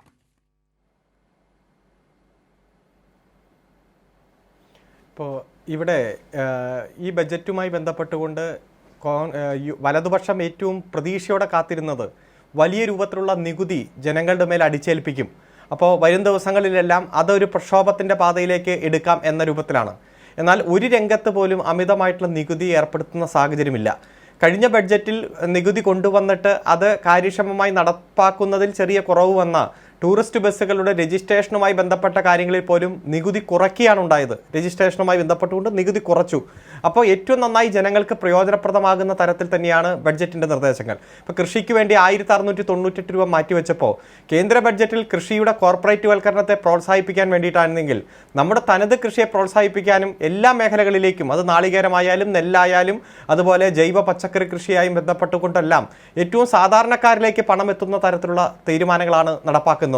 അതുപോലെ തന്നെ പരമ്പരാഗത വ്യവസായങ്ങൾ, ഇടത്തര വ്യവസായങ്ങൾ, കോവിഡ് കാലത്ത് എല്ലാം വലിയ പ്രതിസന്ധി നേരിട്ട വ്യവസായങ്ങൾ, ആ ഇടത്തര ചെറുകിട വ്യവസായങ്ങളെല്ലാം ആധുനികവൽക്കരിക്കേണ്ട ഒരു സാഹചര്യം ഉണ്ടെങ്കിൽ പോലും വലിയ രൂപത്തിൽ ലാഭം എന്ന രൂപത്തിൽ മുന്നോട്ട് കൊണ്ടുപോകാൻ കഴിയുന്നില്ല എന്നിരുന്നാൽ പോലും ഒരു ജനാധിപത്യ ഗവൺമെൻറ്റിന് ഇത്തരത്തിലുള്ള പരമ്പരാഗത വ്യവസായങ്ങളെ സംരക്ഷിച്ചു പോകണം. അപ്പോൾ അവ സംരക്ഷിക്കാൻ വേണ്ടിയിട്ടുള്ള വലിയ പാക്കേജുകളും ഇടപെടലുകളും എല്ലാം ഇതിൻ്റെ ഭാഗമായിട്ട് തന്നെ വന്നിട്ടുണ്ട്. അതുപോലെ പട്ടികജാതി പട്ടികവർഗ മേഖലകളിലെ മുഖ്യധാരയിലേക്ക് കൊണ്ടുവരാൻ വേണ്ടിയിട്ടുള്ള വലിയ രൂപത്തിൽ തുക മാറ്റിവെച്ചുകൊണ്ടുള്ള ഇടപെടൽ നടത്തിയിട്ടുണ്ട്.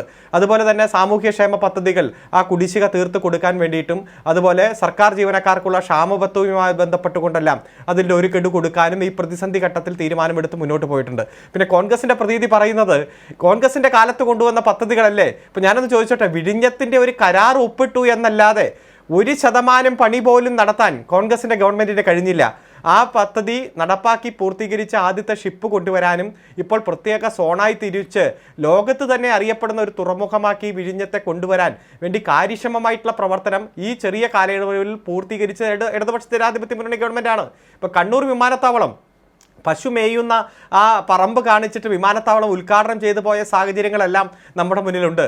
ഇപ്പോൾ ജലമെട്രോ ആയാലും AI ക്യാമറയായാലും അതുപോലെ ഫോണുമായി ബന്ധപ്പെട്ടുകൊണ്ടുമെല്ലാം ഇടതുപക്ഷ ജനാധിപത്യ മുന്നണി ജനങ്ങൾക്ക് കൊടുത്ത വാക്കുപാലിച്ച് ലോക നിലവാരത്തിലേക്ക് ഈ കേരളത്തെ കൈപിടിച്ചുയർത്തുന്ന സാഹചര്യങ്ങൾ നാം കാണുകയാണ്. അപ്പോൾ പുതിയ സംരംഭങ്ങൾ ഒരു വർഷം കൊണ്ട് 1,39,000 സംരംഭങ്ങൾ കൊണ്ടുവരാൻ നമുക്ക് കഴിഞ്ഞത് ഒരു സംരംഭകർക്ക് നല്ല അന്തരീക്ഷമാണ് ഈ കേരളത്തിൽ എന്നത് കൂടുതൽ ഊട്ടിയുറപ്പിക്കുന്ന ഒരു സാഹചര്യമാണ് നമ്മുടെ നാട്ടിലുള്ളത്. നമ്മുടെ ഫൈനൽ ഇയർ വിദ്യാർത്ഥികൾ പുറത്തിറങ്ങുന്നത് തൊഴിൽ അന്വേഷകരായിട്ടല്ല, പുതിയ സംരംഭങ്ങൾ ആരംഭിക്കുന്ന സംരംഭകരായിട്ടാണ്. അതിന് പറ്റിയ എല്ലാ തരത്തിലുള്ള അന്തരീക്ഷം സൃഷ്ടിക്കാൻ നമുക്ക് കഴിഞ്ഞിട്ടുണ്ട് എന്നുള്ളത് ഏറ്റവും ഗൗരവമായിട്ടുള്ള കാര്യമാണ്. ഈ പ്രതിസന്ധി ഘട്ടത്തിൽ തന്നെ ലൈഫ് പദ്ധതി കൃത്യമായി 5 ലക്ഷം വീട് എന്ന ലക്ഷ്യത്തിലേക്ക് കുതിക്കാൻ ഒരു 11 ലക്ഷത്തിലധികം തുക മാറ്റിവെച്ച് ആ പദ്ധതി പൂർത്തീകരിക്കാനും കൂടുതൽ ആളുകൾക്ക് വീട് വെച്ച് കൊടുക്കാനുമുള്ള പദ്ധതികൾ നടപ്പാക്കുകയാണ്. അപ്പോൾ വലിയ തരത്തിൽ നമ്മൾ പ്രതിസന്ധി ഘട്ടത്തിലാണെങ്കിൽ ആ യാഥാർത്ഥ്യം തിരിച്ചറിഞ്ഞുകൊണ്ട്, എന്നാൽ സാമ്പത്തിക ഭാരം ജനങ്ങളിലേക്ക് അടിച്ചേൽപ്പിക്കാതെ നമ്മുടെ തനത് നികുതി വരുമാനത്തെ കൂടുതൽ കാര്യക്ഷമമാക്കാനാണ് നമ്മൾ ശ്രമിച്ചുകൊണ്ടിരിക്കുന്നത്. ധനകാര്യമന്ത്രി പറഞ്ഞല്ലോ, നമുക്ക് വലിയ പ്രതീക്ഷയുണ്ട് സുപ്രീം കോടതിയിൽ. ഈ 13-ാം തീയതി സുപ്രീം കോടതി കേസ് പരിഗണിക്കുമ്പോൾ ആർട്ടിക്കിൾ 293 അനുസരിച്ച് കേന്ദ്രം തരുന്ന നികുതി, കേന്ദ്രം തരുന്ന സഹായം, അതിൽ നിബന്ധനകൾ വയ്ക്കാം. സംസ്ഥാനം തനത് രീതിയിൽ നടപ്പാക്കപ്പെടുന്ന ബഡ്ജറ്റിന് പുറത്തുള്ള വികസന പ്രവർത്തനങ്ങളിൽ കടുത്ത നിബന്ധനകൾ വെച്ചുകൊണ്ട് സംസ്ഥാനത്തിൻ്റെ സ്വയംഭരണ പ്രവർത്തനത്തെ തകർക്കുന്ന തരത്തിൽ കേന്ദ്ര ഗവൺമെൻറ് മാറാൻ പാടില്ല. അതുകൊണ്ട് തന്നെ കടുത്ത നിയമ പോരാട്ടം നടത്തുകയാണ്. ഈ നിയമ പോരാട്ടം ഇതിനു മുമ്പ് നടത്തേണ്ട ഒരു സാഹചര്യം ഒരൊറ്റ സംസ്ഥാനത്തിനും വന്നിട്ടില്ല. പരമാവധി ക്ഷമിച്ച് കത്തുകൊടുത്ത് ആവശ്യങ്ങൾ ഓരോന്നായി നിരത്തി ഗവൺമെൻറ്റിൻ്റെ ശ്രദ്ധയിൽപ്പെടുത്തി എന്നിട്ടൊന്നും പരിഹാരം കാണാതെ വന്നപ്പോൾ നിയമപരമായിട്ടുള്ള പോരാട്ടവും അതോടൊപ്പം തന്നെ രാഷ്ട്രീയപരമായിട്ടുള്ള പോരാട്ടം മാത്രമേ നമ്മുടെ മുന്നിലുള്ളൂ. ആ പോരാട്ടം ഏറ്റവും ശക്തമായി നടത്തി മുന്നോട്ട് പോകാൻ തന്നെയാണ് നമ്മൾ തീരുമാനിച്ചിരിക്കുന്നത്. അപ്പോൾ അങ്ങനെ പോരാട്ടം സംഘടിപ്പിക്കുമ്പോഴും കേരളത്തെ സംബന്ധിച്ചിടത്തോളം തനത് നികുതി വരുമാനത്തിൽ വലിയ മാറ്റം വരുത്തണം, വലിയ തരത്തിൽ ഇടപെടൽ നടത്തണം. അതിനു വേണ്ടിയിട്ടുള്ള എല്ലാ മാർഗങ്ങളും ഇതിൽ സ്വീകരിച്ചിട്ടുണ്ട്. അത് വിദ്യാർത്ഥികൾക്ക്, യുവജനങ്ങൾക്ക്, കർഷകർക്ക്, വ്യവസായ മേഖലയിൽ തനത് വ്യവസായവുമായി ബന്ധപ്പെട്ടുകൊണ്ടെല്ലാം എല്ലാ മേഖലകളിലും ഗവൺമെന്റിന്റെ ഇടപെടൽ വന്നിട്ടുണ്ട്. ആ മേഖലയെ പ്രോത്സാഹിപ്പിക്കാനും നികുതി ആർജിക്കാനും പുതിയ പദ്ധതികൾ നടപ്പാക്കാനും എല്ലാമുള്ള സമഗ്രമായിട്ടുള്ള ഒരു ഇടപെടൽ നമ്മുടെ 2.5 മണിക്കൂർ നീണ്ടുനിന്ന ബഡ്ജറ്റ് പ്രസംഗത്തിന്റെ ഭാഗമായി ഉൾപ്പെട്ടിരിക്കുകയാണ്. അതുപോലെ തന്നെ പുതിയ ശബരിമല മാസ്റ്റർ പ്ലാനുമായി ബന്ധപ്പെട്ടുകൊണ്ടായാലും സഹകരണ മേഖലയുമായി ബന്ധപ്പെട്ടുകൊണ്ട് കുടുംബശ്രീയുമായി ബന്ധപ്പെട്ടുകൊണ്ട് അതിദാരിദ്ര്യരില്ലാത്ത കേരളം നവംബർ മാസം 25-ാം തീയതിയോടുകൂടി 2025 നവംബറോടുകൂടി പ്രഖ്യാപിക്കപ്പെടുന്ന സാഹചര്യത്തിലേക്ക് മാറിയിട്ടുണ്ട്. തൊഴിലുറപ്പ് പദ്ധതിയുമായി ബന്ധപ്പെട്ടുകൊണ്ട് കേന്ദ്രവിഹിതം വെട്ടിക്കുറയ്ക്കുന്ന സാഹചര്യത്തിൽ ആ തൊഴിലുറപ്പ് പദ്ധതിയിൽ വലിയ ഇടപെടൽ നടത്താൻ തീരുമാനിച്ചിട്ടുണ്ട്. അതുപോലെ പരമ്പരാഗത വ്യവസായങ്ങളിൽ കശുവണ്ടി ആയാലും കയറായാലും ഈറ്റ പനമ്പ് മേഖലയായാലും അവിടെ ആധുനികവൽക്കരണത്തിന്റെ ഒരു സാധ്യതകളെല്ലാം നിലനിൽക്കുമ്പോഴും ആ വ്യവസായങ്ങളെ നിലനിർത്താൻ വേണ്ടിയിട്ടുള്ള അതിശക്തമായിട്ടുള്ള നിലപാട് സ്വീകരിച്ചിട്ടുണ്ട്. അതുപോലെ വിവരസാങ്കേതിക വിദ്യാ രംഗത്തു തന്നെ 507 കോടി രൂപ മാറ്റിവെച്ചുകൊണ്ട് ആ പുതുതായി വന്ന സാധ്യതകളെ നന്നായി പ്രയോജനപ്പെടുത്താൻ ഈ ഗവൺമെന്റ് ശ്രമിച്ചിട്ടുണ്ട്. അപ്പോൾ UDF-നെ സംബന്ധിച്ചിടത്തോളം ഇന്ന മേഖല ടച്ച് ചെയ്തിട്ടില്ല, അല്ലെങ്കിൽ ഇവിടെ ബഹുമാനപ്പെട്ട ജയേന്ദ്രൻ മാഷ് സൂചിപ്പിച്ചതുപോലെ ഇന്ന മണ്ഡലത്തെ നിങ്ങൾ അവഗണിച്ചു എന്ന് പറയാൻ കഴിയുന്ന ഒരു സാഹചര്യം ഇല്ല. ഇപ്പം നഗരവികസനമായാലും ഗ്രാമവികസനമായാലും എല്ലാ തരത്തിലും വളരെ നല്ല രൂപത്തിൽ തന്നെ പണം മാറ്റിവെച്ച് കേരളത്തിൻ്റെ സമഗ്രമായിട്ടുള്ള വികസനം ലക്ഷ്യപ്പെട്ടുകൊണ്ടുള്ള പദ്ധതികളാണ് ആവിഷ്കരിച്ചത്. അതുകൊണ്ട് ഇത് പ്രതിസന്ധി ഘട്ടത്തിൽ ജനങ്ങളെ മുഴുവൻ നെഞ്ചോട് ചേർത്തുകൊണ്ടുള്ള ഒരു ബഡ്ജറ്റാണ്. ആ പ്രതിസന്ധിയെ അതിജീവിക്കാൻ വേണ്ടി നിയമപരവും രാഷ്ട്രീയപരമായിട്ടുള്ള പോരാട്ടം നടത്തുമ്പോഴും നമ്മൾ വളരെ പ്രതീക്ഷയോട് കൂടിയിട്ടുള്ള ബഡ്ജറ്റാണ്. കാരണം നമുക്ക് ഏതെങ്കിലും തരത്തിൽ കോടതിയിൽ നിന്ന് നേട്ടം കൊയ്യാൻ കഴിഞ്ഞില്ലെങ്കിൽ ഒരു B പ്ലാൻ വേണ്ടി വരുമെന്ന് തന്നെ പ്രതീക്ഷയോടെ നമ്മുടെ ധനകാര്യമന്ത്രി പറഞ്ഞിരിക്കുകയാണ്. അതുകൊണ്ട് കേരളത്തിൻ്റെ സമഗ്രമായ വികസനത്തിന്, ഒരു നവകേരള നിർമ്മിതിയിലേക്ക്, ഒരു വിജ്ഞാന സമൂഹമാക്കി കേരളത്തെ മാറ്റുന്നതിന് ഉതകുന്ന ഒരു ബഡ്ജറ്റാണ്. ആ ബഡ്ജറ്റ് ജനങ്ങൾ 2 കൈയും നീട്ടി സ്വീകരിക്കും എന്നതിൽ യാതൊരു സംശയമില്ല. ഇനി ബഡ്ജറ്റ് ചർച്ചകൾ നടക്കുന്നു. ഏതെങ്കിലും മേഖല കൂട്ടിച്ചേർക്കേണ്ടതുണ്ടെങ്കിൽ നിർദ്ദേശങ്ങൾ വന്നാൽ അത്തരത്തിൽ അവ കൂടി കൂട്ടിച്ചേർത്ത് സമഗ്രമായിട്ടുള്ള ബഡ്ജറ്റ് പാസ്സാക്കുന്ന തരത്തിലേക്ക് മാറും. അതുകൊണ്ട് കേരളത്തിന്റെ വികസനത്തെ കൂടുതൽ തലങ്ങളിലേക്ക് ഉയർത്തുന്ന ഒരു ബഡ്ജറ്റാണ് എന്നതിൽ യാതൊരു സംശയമില്ല. UDF-നെ സംബന്ധിച്ചിടത്തോളം എന്തെങ്കിലും ആക്ഷേപം പറയണം, അതിനുവേണ്ടി പ്രതിപക്ഷ നേതാവ് പെട്ടെന്ന് തന്നെ ബഡ്ജറ്റ് അവതരണം കഴിഞ്ഞ് നിമിഷ നേരത്തിനുള്ളിൽ എന്തൊക്കെയോ പറഞ്ഞു എന്നല്ലാതെ അദ്ദേഹത്തിന് പോലും ഈ ബഡ്ജറ്റിൽ കാര്യക്ഷമമായിട്ടുള്ള ഒരു അർത്ഥപൂർണ്ണമായിട്ടുള്ള ഒരു വിമർശനം മുന്നോട്ട് വയ്ക്കാൻ കഴിഞ്ഞിട്ടില്ല. BJP-യുടെയും സ്ഥിതി അത് തന്നെ. കേന്ദ്ര ബഡ്ജറ്റ് നമ്മുടെ മുന്നിലുണ്ട്. 52 മിനിറ്റ് കൊണ്ട് അവതരിപ്പിച്ച് പോകുമ്പോൾ അവിടെ ദാരിദ്ര്യം 25 കോടി ആളുകളുടെ ദാരിദ്ര്യം കുറഞ്ഞു എന്ന് പറയാൻ, സ്വന്തമായി കക്കൂസുള്ള വീടുകളെ വരെ ദാരിദ്ര്യത്തിൻ്റെ അതിജീവിച്ചിരിക്കുന്നു എന്ന ഒരു പുതിയ മാനദണ്ഡം കൊണ്ടുവരുന്ന സാഹചര്യമാണ്. നമുക്കറിയാം, ദാരിദ്ര്യത്തെ മതിൽ കെട്ടി മറച്ചതുമെല്ലാം നമ്മുടെ മുന്നിലുണ്ട്. ലോകത്തിന്റെ നിലവാരമെടുത്ത് നോക്കിയാൽ പട്ടിണിയുടെയും ദാരിദ്ര്യത്തിൻ്റെയും കാര്യത്തിൽ ഇന്ത്യ 111-ാമതായി പോയ സാഹചര്യം നമ്മുടെ മുന്നിലുണ്ട്. ഈ കേരളത്തിൽ കൃത്യമായി ജനങ്ങൾ ഓരോന്നും ബോധ്യപ്പെടാൻ പാകത്തിന് കണക്കുകൾ നിരത്തിയുള്ള ഒരു അവതരണമാണ് ഈ ബഡ്ജറ്റിന്റെ ഭാഗമായിട്ട് മാറിയിരിക്കുന്നത്. കേന്ദ്രം എന്താണോ ആഗോളവൽക്കരണ നയങ്ങളുടെ ഭാഗമായി സൃഷ്ടിച്ചിരിക്കുന്നത് അതിന് ബദൽ സൃഷ്ടിച്ചിരിക്കുന്ന ഒരു ബഡ്ജറ്റായി ഈ ബഡ്ജറ്റ് മാറിയിട്ടുണ്ട്. ഇത് ജനങ്ങൾ 2 കൈയും നീട്ടി സ്വീകരിക്കുന്നതിൽ സംശയമില്ല. ഈ ചർച്ച അതിൻ്റെ ഒരു 2 റൗണ്ടിൽ സേനാപതിയും അതുപോലെ തന്നെ അരുൺകുമാറും സംസാരിച്ച് കഴിയുമ്പോൾ വരുന്നൊരു യുക്തിസഹമായി നമ്മൾ ചിന്തിച്ചാൽ വരുന്ന ഒരു കാര്യമുണ്ട്. അതായത് സാധാരണ ഈ ബജറ്റ് അവതരണത്തിന് ശേഷം പ്രതിപക്ഷത്ത് നിന്ന് വരാവുന്ന ഏറ്റവും ശക്തമായൊരു വാചകം ജനദ്രോഹ ബജറ്റാണിത് എന്ന് പറയുക. നേരത്തെ അരുൺ പറഞ്ഞ പോലെ അതിൻ്റെ തുടർച്ചയിൽ കുറച്ച് ദിവസത്തേക്കെങ്കിലും ചില പ്രതിഷേധത്തിൻ്റെ അംശങ്ങൾ അവിടെയും ഇവിടെയും കാണാനാകുന്നൊരു സാഹചര്യം. പക്ഷേ ഇന്ന് ശ്രദ്ധിച്ചാൽ ഇന്നത്തെ ബജറ്റിന് ശേഷം ഇതൊരു ജനദ്രോഹ ബജറ്റാണ് എന്ന നിലയിലേക്കൊരു പ്രതികരണം നടത്താൻ പ്രതിപക്ഷത്തിന് കഴിഞ്ഞിട്ടില്ല എന്നുള്ളത് വളരെ പ്രധാനപ്പെട്ട ശ്രദ്ധിക്കേണ്ട ഒരു പോയിൻ്റാണ്. മറ്റൊരു പ്രധാനപ്പെട്ട കാര്യം, എനിക്ക് തോന്നുന്നു ഈ ബജറ്റിൻ്റെ ഏറ്റവും പ്രധാനപ്പെട്ട സവിശേഷത ഇന്നല്ലെങ്കിൽ നാളെ അല്ലെങ്കിൽ ഇനി വരുന്ന കാലത്ത് കേരളം ഈ ബജറ്റുകൾ പിറകിലേക്ക് പരിശോധിക്കുന്ന കാലത്ത് വിഴിഞ്ഞം പോർട്ടിൻ്റെ തുറമുഖത്തിൻ്റെ കൂടുതൽ സാധ്യതകൾ കേരളത്തിൻ്റെ സമ്പദ്ഘടനയെ വളരെ ഗുണപരമായി സ്വാധീനിക്കാൻ കഴിയുന്ന ഏറ്റവും വലിയ പദ്ധതി എന്ന നിലയിൽ വിഴിഞ്ഞത്തെ എങ്ങനെ ഭാവി കാലത്തേക്ക് രൂപപ്പെടുത്തണം. ഇതിപ്പോൾ അദാനിയാണ് ആ പോർട്ടിൻ്റെ നടത്തിപ്പ്, പക്ഷേ അതിനു പുറത്ത് ആ വിഴിഞ്ഞം പ്രദേശത്തെ ആകെ എങ്ങനെ കേരളത്തിൻ്റെ സമ്പദ്ഘടനയ്ക്ക് ഉപകാരപ്രദമാകും വിധമുള്ള വലിയ നിക്ഷേപങ്ങളുടെ സാധ്യതകളായി മാറ്റണം, ആ പ്രദേശത്തെ മാറ്റണം. അത് സർക്കാർ നിയന്ത്രണത്തിൽ മേൽനോട്ടത്തിൽ തന്നെ എങ്ങനെ നടക്കണം, അതിന് സ്വകാര്യ മേഖലയുടെ മൂലധന നിക്ഷേപ താല്പര്യത്തെ എങ്ങനെ നാടിൻ്റെ ഒരു നല്ല സാധ്യതയ്ക്ക് വേണ്ടി ഉപയോഗിക്കണം എന്ന നിലയിലേക്ക് അടിത്തറ പാകിയ ഒരു ബജറ്റായി KN ബാലഗോപാലിൻ്റെ ഈ ബജറ്റിലെ വിഴിഞ്ഞത്തെക്കുറിച്ചുള്ള വിഷനും അതിലെ നിർദ്ദേശങ്ങളും അത് സമയബന്ധിതമായി ഒട്ടും വൈകാതെ പൂർത്തിയാക്കേണ്ടതാണ് എന്ന് തുറന്നു പറയുന്ന ധനകാര്യമന്ത്രിയെയും അതിനുശേഷം കണ്ടതാണ്. ഇന്ന് എഫ് എം ഓൺ ട്രയലിൽ പങ്കെടുക്കുമ്പോൾ ധനകാര്യമന്ത്രി തന്നെ പറഞ്ഞു, ഈ ആശയങ്ങൾ പക്ഷേ അതിവേഗം നടപ്പാക്കേണ്ടതാണ്. അത്ര വലിയ മത്സരം നമ്മൾ നേരിടുന്നുണ്ട്. ആ മത്സരത്തിൽ നമുക്ക് വിജയിക്കണമെങ്കിൽ ഇത് സമയബന്ധിതമായി അടിയന്തരമായി പൂർത്തീകരിക്കേണ്ടതുണ്ട്. അതുകൊണ്ട് ഈ സർക്കാരിൻ്റെ അവശേഷിക്കുന്ന കാലാവധിക്കുള്ളിൽ തന്നെ വിഴിഞ്ഞത്തെ ആ നിലയിൽ തന്നെ മാറ്റും. ഇപ്പോൾ മെയിൽ അതിൻ്റെ വാണിജ്യാടിസ്ഥാനത്തിലുള്ള പ്രവർത്തനത്തിലേക്ക് തുറമുഖം മാറുകയാണ്. ആ മേഖല അതിവേഗം തന്നെ കേരളത്തിൻ്റെ സമ്പദ് വ്യവസ്ഥയെ ആകെ സ്വാധീനിക്കും, മുന്നോട്ട് കൊണ്ടുപോകും വിധത്തിലേക്ക് എങ്ങനെ സ്വാധീനിക്കും, എങ്ങനെ മാറ്റണം എന്നതിലേക്ക് കൂടി ഈ ബജറ്റ് ഒരു രൂപം നൽകുന്നുണ്ട്. ഇവിടെ ശ്രീ ജയചന്ദ്രൻ, ഞാൻ 2 വാചകങ്ങൾ സൂചിപ്പിക്കാം. കേന്ദ്രം സംസ്ഥാന സർക്കാരുകളെ സാമ്പത്തികമായി ഞെരുക്കുകയാണ്, സംസ്ഥാനങ്ങളുടെ അധികാരങ്ങൾ കവരുന്നു, ഫെഡറലിസത്തെ തകർക്കുന്നു, സംസ്ഥാനങ്ങൾക്ക് തുല്യനീതിയും തുല്യാവകാശവും എന്ന നെഹ്റുവിൻ്റെ സഹവർത്തിത്വ സമ്പദ് വ്യവസ്ഥ മോദി സർക്കാർ അട്ടിമറിച്ചു. ഇത് AICC അധ്യക്ഷൻ മല്ലികാർജ്ജുൻ ഖാർഗെ തൃശ്ശൂരിൽ ഇന്നലെ പറഞ്ഞതാണ്. കേരളത്തിൽ കോൺഗ്രസ് എന്താണ് ഇതുമായി ബന്ധപ്പെട്ട് പറഞ്ഞുകൊണ്ടിരിക്കുന്നത് എന്നതും നമ്മൾക്ക് അറിയാവുന്നതാണ്. ഈ ബജറ്റ് അവതരണത്തിലാകെ KN ബാലഗോപാൽ ഈ അവസ്ഥ പ്രതിഫലിപ്പിക്കാൻ, വിശദീകരിക്കാൻ പലപ്പോഴും ശ്രമിച്ചിട്ടുണ്ട്. അതിനോട് കേരളത്തിലെ പ്രതിപക്ഷം UDF എടുക്കുന്ന സമീപനത്തിൻ്റെ പോരായ്മയും ചൂണ്ടിക്കാട്ടിയിട്ടുണ്ട്. അപ്പോൾ പ്രതിപക്ഷ നേതാവ് പറയുന്നത് പ്രതിപക്ഷത്തിനെതിരായ രാഷ്ട്രീയ രേഖയായി ബജറ്റിനെ മാറ്റാനാണ് ധനകാര്യമന്ത്രി ശ്രമിച്ചിട്ടുള്ളത് എന്നാണ്. ദേശീയതലത്തിൽ കോൺഗ്രസ് എടുക്കുന്ന വളരെ ശക്തമായ നിലപാടിൻ്റെ പ്രതിഫലനമാണ് ഖാർഗെയുടെ തൃശ്ശൂരിലെ വാചകം.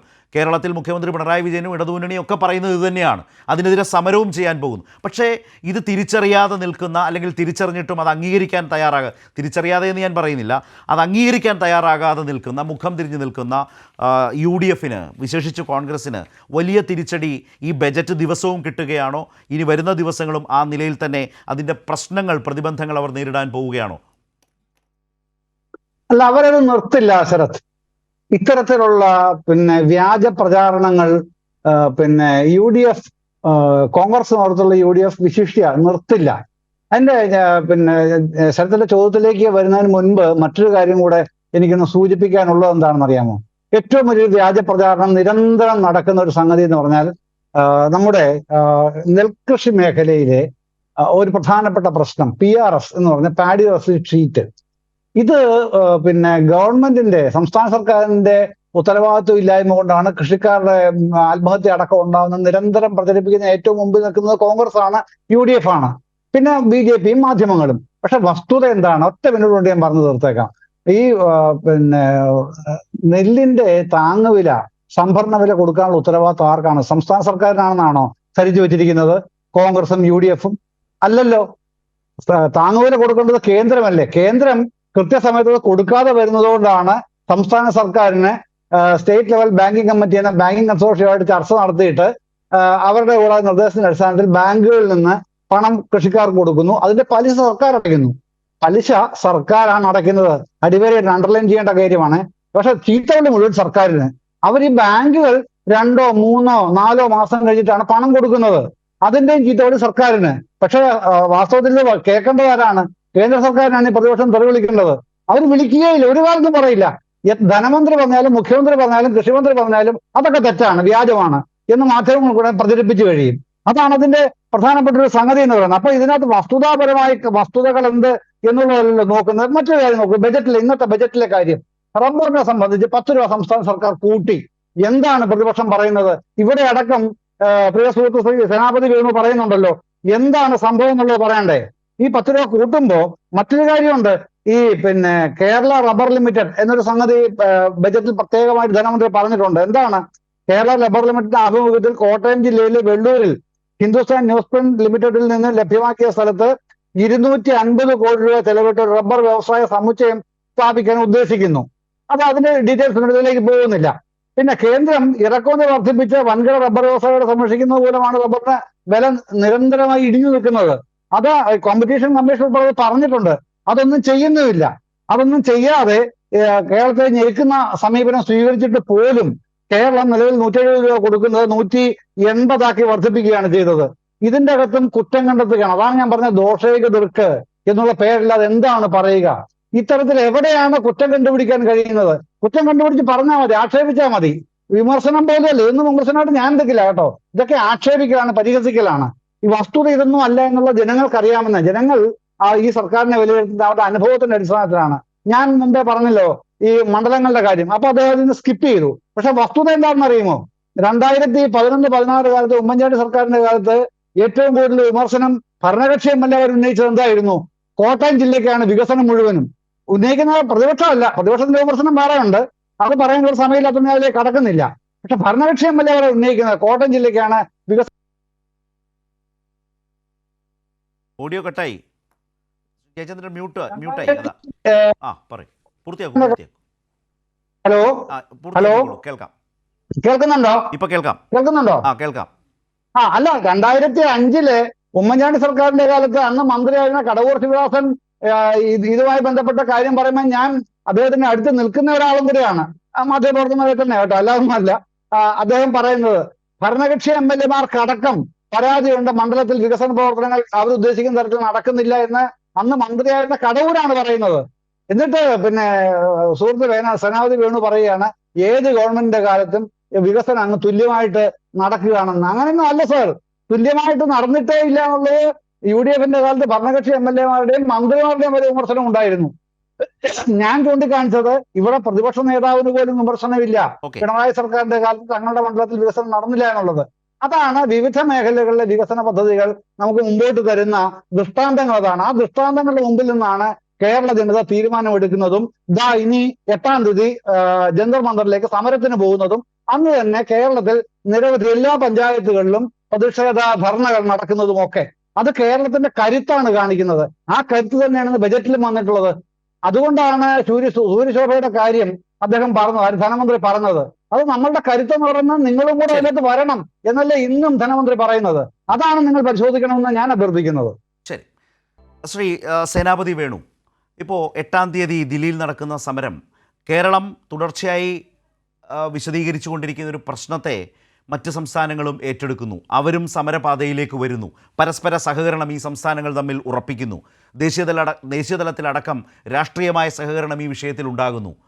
കേരളത്തിൽ UDF വിശേഷിച്ച് കോൺഗ്രസ് എടുക്കുന്ന ഈ നിലപാട് അത് അങ്ങേയറ്റം പിന്തിരിപ്പനാകുന്നു. നിങ്ങൾക്കത് വലിയ തിരിച്ചടിയാകുന്നു. ഒരു പിടിവാശി മൂലം പറഞ്ഞതിൽ നിന്ന് പിന്നോട്ട് പോകാനാകാതെ പറഞ്ഞിടത്ത് തന്നെ നിന്ന് തിരിയുകയാണ്. അത് യഥാർത്ഥത്തിൽ കേരളം മനസ്സിലാക്കുന്നത് നിങ്ങളെ സംബന്ധിച്ച് വലിയ ദോഷകരമായ ഒരു രാഷ്ട്രീയ സാഹചര്യമല്ലേ? അല്ല, ഞങ്ങൾ അക്കാര്യത്തിൽ വളരെ സുവ്യക്തമായ നിലപാട് മുമ്പേ പറഞ്ഞതാണ്. ആദ്യം സംസ്ഥാന ഗവൺമെന്റിന്റെ ധൂർത്തും അതിവേയവും സംസ്ഥാന ഗവൺമെന്റ് ആദ്യം ഇല്ലാതാക്ക്.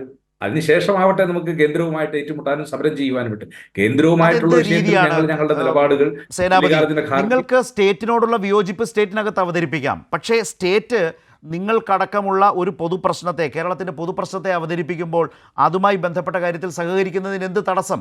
നിങ്ങൾക്ക് സംസ്ഥാന സർക്കാരിനുള്ള വിയോജിപ്പ് നിലനിർത്തും. ഇപ്പോൾ തമിഴ്നാട്ടിൽ നിങ്ങൾക്ക് യോജിപ്പാണ്, നിങ്ങൾക്ക് കർണാടകയിൽ നിങ്ങൾ തന്നെ കക്ഷിയാണ്. കേരളത്തിൻ്റെ കാര്യത്തിൽ വരുമ്പോൾ മാത്രം കേരളത്തിലെ കോൺഗ്രസ് എടുക്കുന്ന ഈ നിലപാട് ഈ നാടിനോട് കാട്ടുന്ന തികഞ്ഞ മര്യാദകേടല്ലേ? ഞങ്ങളത് വളരെ മുമ്പ് തന്നെ പറഞ്ഞല്ലോ. നിങ്ങളുമായി, അതായത് CPM-ഉമായി ചേർന്നുകൊണ്ട് ഞങ്ങളൊരു സമരത്തിനില്ല. ഞങ്ങൾ അങ്ങനെ ഒരു സമരം ചെയ്യേണ്ടതുണ്ടെങ്കിൽ ഞങ്ങൾ ആ സമരം ഒറ്റയ്ക്ക് ചെയ്തോളും. അതല്ല എങ്കിൽ ഞങ്ങൾ UDF സംവിധാനത്തിൽ ചെയ്തോളും. ആ കാര്യം ഒന്ന്. രണ്ട്, ഈ ബജറ്റിൽ നമ്മൾ ചർച്ച ചെയ്യപ്പെടാതെ പോയ 2-3 വിഷയമുണ്ട്. 1 മിനിറ്റ് കൊണ്ട് ഞാൻ അവസാനിപ്പിക്കാം. ഒന്ന്, പങ്കാളിത്ത പെൻഷൻ. നമ്മളതൊന്ന് ചർച്ച ചെയ്യണമല്ലോ. എന്താണ് അടുത്ത വരും കാലങ്ങളിൽ ജീവനക്കാർക്ക് കൊടുക്കാൻ പോകുന്ന പെൻഷൻ? പങ്കാളിത്ത പെൻഷനാണോ അതെയോ പഴയ പെൻഷനാണോ? ഹിമാചൽ പ്രദേശിലെ ഗവൺമെന്റ് പഴയ പെൻഷൻ, കർണാടകത്തിൽ പറഞ്ഞിട്ടുണ്ട്. അതെന്താണെന്ന് പറഞ്ഞിരിക്കുന്നത്. പുതിയ സ്കീം എന്ന് പറഞ്ഞാൽ പോരല്ലോ, അതെന്താണ് എന്നൊന്ന് ബോധ്യപ്പെടണ്ടേ? അതിലേക്ക് പോകുന്നു. പങ്കാളിത്ത പെൻഷനേ ആവില്ല. മറ്റ് സംസ്ഥാനങ്ങളുടെ മികച്ച മാതൃകകൾ കൂടി പരിശോധിക്കും. പരിശോധിച്ച് ഒരു പദ്ധതി തുടങ്ങുക. അല്ല, ഹിമാചൽ പ്രദേശിലെ സുഖ്വീന്ദർ സുഖുവിന്റെ ഗവൺമെന്റ് അധികാരത്തിൽ വന്നപ്പോൾ പഴയ പെൻഷൻ സ്കീം ഞങ്ങൾ ഇതാ റീകോൺസ്റ്റിറ്റ്യൂട്ട് ചെയ്യുന്നു. അങ്ങനെയല്ലേ പെൻഷൻ നടപ്പിലാക്കിയത്? അതല്ലേ കർണാടകത്തിൽ സിദ്ധരാമയ്യയുടെ ഗവൺമെന്റ് ചെയ്യുന്നത്? ഇതല്ലാതെ ഇനി ഞങ്ങൾ പുതിയ ഒന്നിനെ കുറിച്ച് ആലോചിക്കും. ഒന്ന്, അത് അവിടെ നിൽക്കട്ടെ, പങ്കാളിത്ത പെൻഷൻ. രണ്ടാമത്തെ ഒരു കാര്യം എനിക്ക് കൗതുകമായി തോന്നിയത് വിദേശ സർവകലാശാലയെ അനുവദിക്കുക. TP ശ്രീനിവാസനെ തല്ലി വീഴ്ത്തിയിട്ട് 8 കൊല്ലം തികയാൻ പോവുകയാണ്. അടുത്ത മാർച്ച് 22-ാം തീയതി വരുമ്പോഴേക്കും കോവളം മസ്കറ്റ് ഹോട്ടലിന്റെ ഫ്രണ്ടിൽ അദ്ദേഹത്തെ തല്ലി വീഴ്ത്തിയത് എന്താണ്? വിദേശ സർവകലാശാലകൾ ഇന്ത്യയിലേക്ക് വരണം, കേരളത്തിലേക്ക് വരണം എന്ന ഒരു എന്താ പറഞ്ഞ ചർച്ച നടത്തുന്നതിന് വേണ്ടി വിദേശ സർവകലാശാലയുടെയും വിദ്യാഭ്യാസ വിചക്ഷണന്മാരുടെയും ഒരു യോഗം ചേരുന്ന ആ വേദിയിലേക്ക് പോകുന്നിടത്ത് വെച്ചാണ് TP ശ്രീനിവാസനെ മസ്കറ്റ് ഹോട്ടലിന്റെ മുമ്പിൽ വെച്ച് തല്ലി വീഴ്ത്തിയത്. ഏതായാലും 8 കൊല്ലം തികയുന്നതിന് മുമ്പ് തന്നെ അത് തിരുത്തി നമുക്ക് കേരളത്തിലേക്ക് വിദേശ സർവകലാശാലകൾ ആകാമെന്നൊരു തീരുമാനമെടുത്തത് സന്തോഷകരമാണ്. ഇനി ഒരു കാര്യം കൂടി ഞങ്ങൾ ഇടുക്കിക്കാരെ സംബന്ധിച്ച് ഈ ബജറ്റിനെ കുറിച്ച് പറയാനുള്ളത്, ആദ്യം 5000 കോടി, പിന്നെ ഒരു 1000 കോടി, പിന്നെ ഒരു 12000 കോടി, 18000 കോടിയുടെ പാക്കേജ് ഇടുക്കിക്കാർക്ക് വേണ്ടി പ്രഖ്യാപിച്ചിരുന്നു.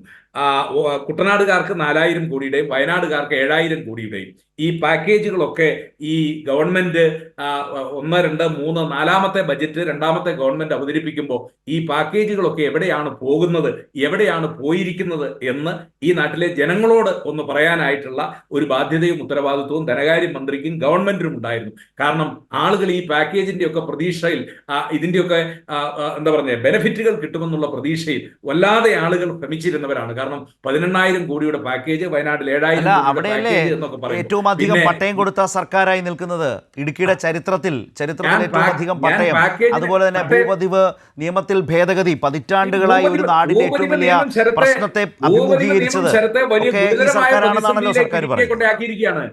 ഭൂപതിവ് പ്രശ്നത്തിൽ ഇപ്പൊ ഈ ഗവൺമെന്റ് ഇടുക്കിയിൽ വലിയ പ്രതിസന്ധിയാണ് കൊണ്ടുവന്നിരിക്കുന്നത്. ആ പ്രതിസന്ധി ഇനി എങ്ങനെ തരണം ചെയ്യുമെന്നുള്ളത് ഇവർക്ക് പോലും അറിയാൻ മേലാത്ത ഒരു സ്ഥിതിവിശേഷത്തിലേക്ക് എത്തിയിരിക്കുകയാണ്. പട്ടയം കൊടുത്തത് ഈ ഗവൺമെന്റ് കൊടുത്തതിനേക്കാൾ ഇരട്ടി പട്ടയം ഉമ്മൻചാണ്ടിയുടെ ഗവൺമെന്റ് കൊടുത്തിട്ടുണ്ട്. അതിന്റെ വിവരാവകാശ രേഖകളും മറ്റു തെളിവുകളും എല്ലാം പ്രത്യക്ഷപ്പെട്ടുണ്ട്. ഞാൻ പറഞ്ഞത് കഴിഞ്ഞ ബജറ്റുകളിൽ പറഞ്ഞ പാക്കേജുകൾ അല്ലെങ്കിൽ ബജറ്റിനോട് പാക്കേജുകൾ, ആ പാക്കേജുകളുടെ എന്താണ്, അരുൺകുമാർ മറുപടി നമ്മുടെ സമയം അവസാനിക്കുന്നു. താങ്കളുടെ മറുപടിയോട് ഈ ചർച്ച അവസാനിപ്പിക്കും. ഇവിടെ ഇപ്പോൾ ഡൽഹിയിൽ നടക്കുന്ന LDFന്റെ നേതൃത്വത്തിൽ മുഖ്യമന്ത്രിയും മന്ത്രിമാരും MLA-മാരും പങ്കെടുക്കുന്ന സമര നാടകം എന്ന് പറഞ്ഞ് ആക്ഷേപിച്ചതാണ് കോൺഗ്രസ്സുകാർ. അന്നേരം കർണാടകത്തിലെ കോൺഗ്രസ് സമരം പ്രഖ്യാപിച്ചിട്ടില്ല. ഇപ്പോൾ 8-ാം തീയതി കേരളത്തിലെ മുഖ്യമന്ത്രിയുടെ നേതൃത്വത്തിൽ സമരം നടക്കുന്നതിൻ്റെ തലേദിവസം കർണാടകത്തിലെ കോൺഗ്രസ് മുഖ്യമന്ത്രിയും ഉപമുഖ്യമന്ത്രിയും മന്ത്രിമാരും സമരം പ്രഖ്യാപിച്ചപ്പോൾ ആ വിഷയത്തിൽ കേരളത്തിലെ കോൺഗ്രസ് ഔപചാരികമായി ഒരക്ഷരം ഇതുവരെ ഉരിയാടിയിട്ടില്ല. അതുപോലെ തന്നെ കോൺഗ്രസ് കൂടി പങ്കാളിയായിട്ടുള്ള ഭരണകക്ഷിയാണല്ലോ തമിഴ്നാട്ടിലുള്ളത്. അവിടുത്തെ മന്ത്രിമാരും MLA-മാരും MP-മാരും എല്ലാം സമരത്തിന്റെ പാതയിൽ തന്നെയാണ്. ഇപ്പോൾ യഥാർത്ഥത്തിൽ ഈ സംസ്ഥാനങ്ങളെ തകർക്കാൻ കേന്ദ്രം നടത്തിക്കൊണ്ടിരിക്കുന്ന ശ്രമങ്ങൾക്കെതിരെ കോൺഗ്രസിന്റെ അഖിലേന്ത്യാ നേതൃത്വം സ്വീകരിക്കുന്ന നിലപാട് പോലും ഈ സംസ്ഥാനത്തിലെ കോൺഗ്രസിന് സ്വീകരിക്കാൻ കഴിയുന്നില്ല. കാരണം കേരളത്തിന് എന്ത് സംഭവിച്ചാലും കോൺഗ്രസിന് അത് ബാധകമല്ല. കാരണം കേരളത്തിലെ ജനങ്ങൾക്ക് ഒരു ഗുണവും കിട്ടരുത്, ഒരു പ്രയോജനം കിട്ടരുത്. ഇപ്പോൾ ഈ ബഡ്ജറ്റിനെ തള്ളിപ്പറയാൻ ഒരു വാചകവും കിട്ടിയില്ല. ജനദ്രോഹ ബഡ്ജറ്റ് എന്ന് എഴുതി വെച്ച ഫ്ലക്സൊക്കെ ഇപ്പോൾ നശിപ്പിച്ച് കളയേണ്ടി വരുന്ന സാഹചര്യമാണ്. ഇപ്പോൾ പറയുന്നത് പ്രത്യേക പാക്കേജിലേക്ക് ചുരുങ്ങുകയാണ്. ബാക്കി ഒന്നും പറയാനില്ല. പാക്കേജൊക്കെ നടപ്പാക്കിയിട്ടുണ്ട്. ഇപ്പോൾ അവിടുത്തെ ജനങ്ങളുടെ ഏറ്റവും വലിയ ആവശ്യമായിരുന്നല്ലോ ഭൂപതിവ് പട്ടയത്തിൽ ഭേദഗതി. ആ ഭേദഗതി വരുത്തിയിട്ട് ഈ ഗവർണർ അതിൽ ഒപ്പിടാതിരുന്നിട്ട് ഒരക്ഷരം ഉരിയാടാൻ ആ ഗവർണർ ചെയ്യുന്നത് തെറ്റാണെന്ന് പറയാൻ ഒരു കോൺഗ്രസ് നേതാവിനെയും നമ്മളിവിടെ കണ്ടില്ല. കേന്ദ്ര ഇൻവെസ്റ്റിഗേഷൻ ഏജൻസികളെ ദുരുപയോഗം ചെയ്യുമ്പോൾ ഈ കേരളത്തിൽ അത് തെറ്റാണെന്ന് പറയാൻ ഒറ്റ കോൺഗ്രസ് നേതാക്കളെയും കാണുന്നില്ല. അതുകൊണ്ട് ഇവിടെ കേരളത്തിന് എന്ത് സംഭവിച്ചാലും അത് കേന്ദ്ര ഇൻവെസ്റ്റിഗേഷൻ ഏജൻസി ഉപയോഗിച്ചായാലും സാമ്പത്തിക ഫെഡറലിസം തകർത്തിട്ടായാലും ഗവർണറെ ഉപയോഗിച്ചിട്ടായാലും അതായിക്കോട്ടെ, ഞങ്ങൾ മിണ്ടില്ല എന്ന നിലപാടാണ് കോൺഗ്രസ് സ്വീകരിച്ചു കൊണ്ടിരിക്കുന്നത്. ഇതെല്ലാം ജനങ്ങൾ കാണുന്നുണ്ട്. ജനങ്ങൾ ഗൗരവത്തോടെയാണ് ഇത് കാണുന്നത്. കേരളത്തിന്റെ ഈ രാഷ്ട്രീയ ഭൂപടത്തിൽ ഒരിക്കലും ഇനി ഭരണത്തിലേക്ക് തിരിച്ചു വരാൻ കഴിയില്ല എന്നുള്ള യാഥാർത്ഥ്യം കോൺഗ്രസ് തിരിച്ചറിയുന്നുണ്ട്. ആജീവനാന്ത പ്രതിപക്ഷമായിട്ട് തുടരാൻ പോലും അർഹതയില്ലാത്ത തരത്തിലേക്ക് കോൺഗ്രസിന്റെ പ്രവൃത്തി മാറിക്കൊണ്ടിരിക്കുകയാണ്. അതെല്ലാം ജനങ്ങൾക്ക് ബോധ്യമാകുന്ന സാഹചര്യമാണ്. അതുകൊണ്ട് ഈ ബഡ്ജറ്റ് വരും ദിവസങ്ങളിൽ ചർച്ച, നിയമസഭയിലും ചർച്ചയും പൊതുജനങ്ങളും ചർച്ചയും കൂടുതൽ ജനങ്ങൾക്ക് ഉപകാരപ്രദമായിട്ടുള്ള ഈ കാര്യങ്ങളെല്ലാം ഏറ്റവും ഗൗരവത്തോടെ ജനങ്ങൾ ഏറ്റുവാങ്ങുന്നത് നാം കാണുകയാണ്. ശരി, വളരെയധികം ശ്രീ അരുൺകുമാർ, ശ്രീ സേനാപതി വേണു, ശ്രീ M. ജയചന്ദ്രൻ ഇന്നത്തെ ഈ ബജറ്റുമായി ബന്ധപ്പെട്ട ന്യൂസ് ആൻഡ് വ്യൂസ് ചർച്ചയിൽ ഞങ്ങൾക്കൊപ്പം സഹകരിച്ചതിന്. ന്യൂസ് ആൻഡ് വ്യൂസ് അവസാനിക്കുന്നു. ഇനി ധനമന്ത്രി KN ബാലഗോപാൽ പങ്കെടുത്ത FM ഓൺ ട്രയൽ എന്ന പരിപാടി കാണാം.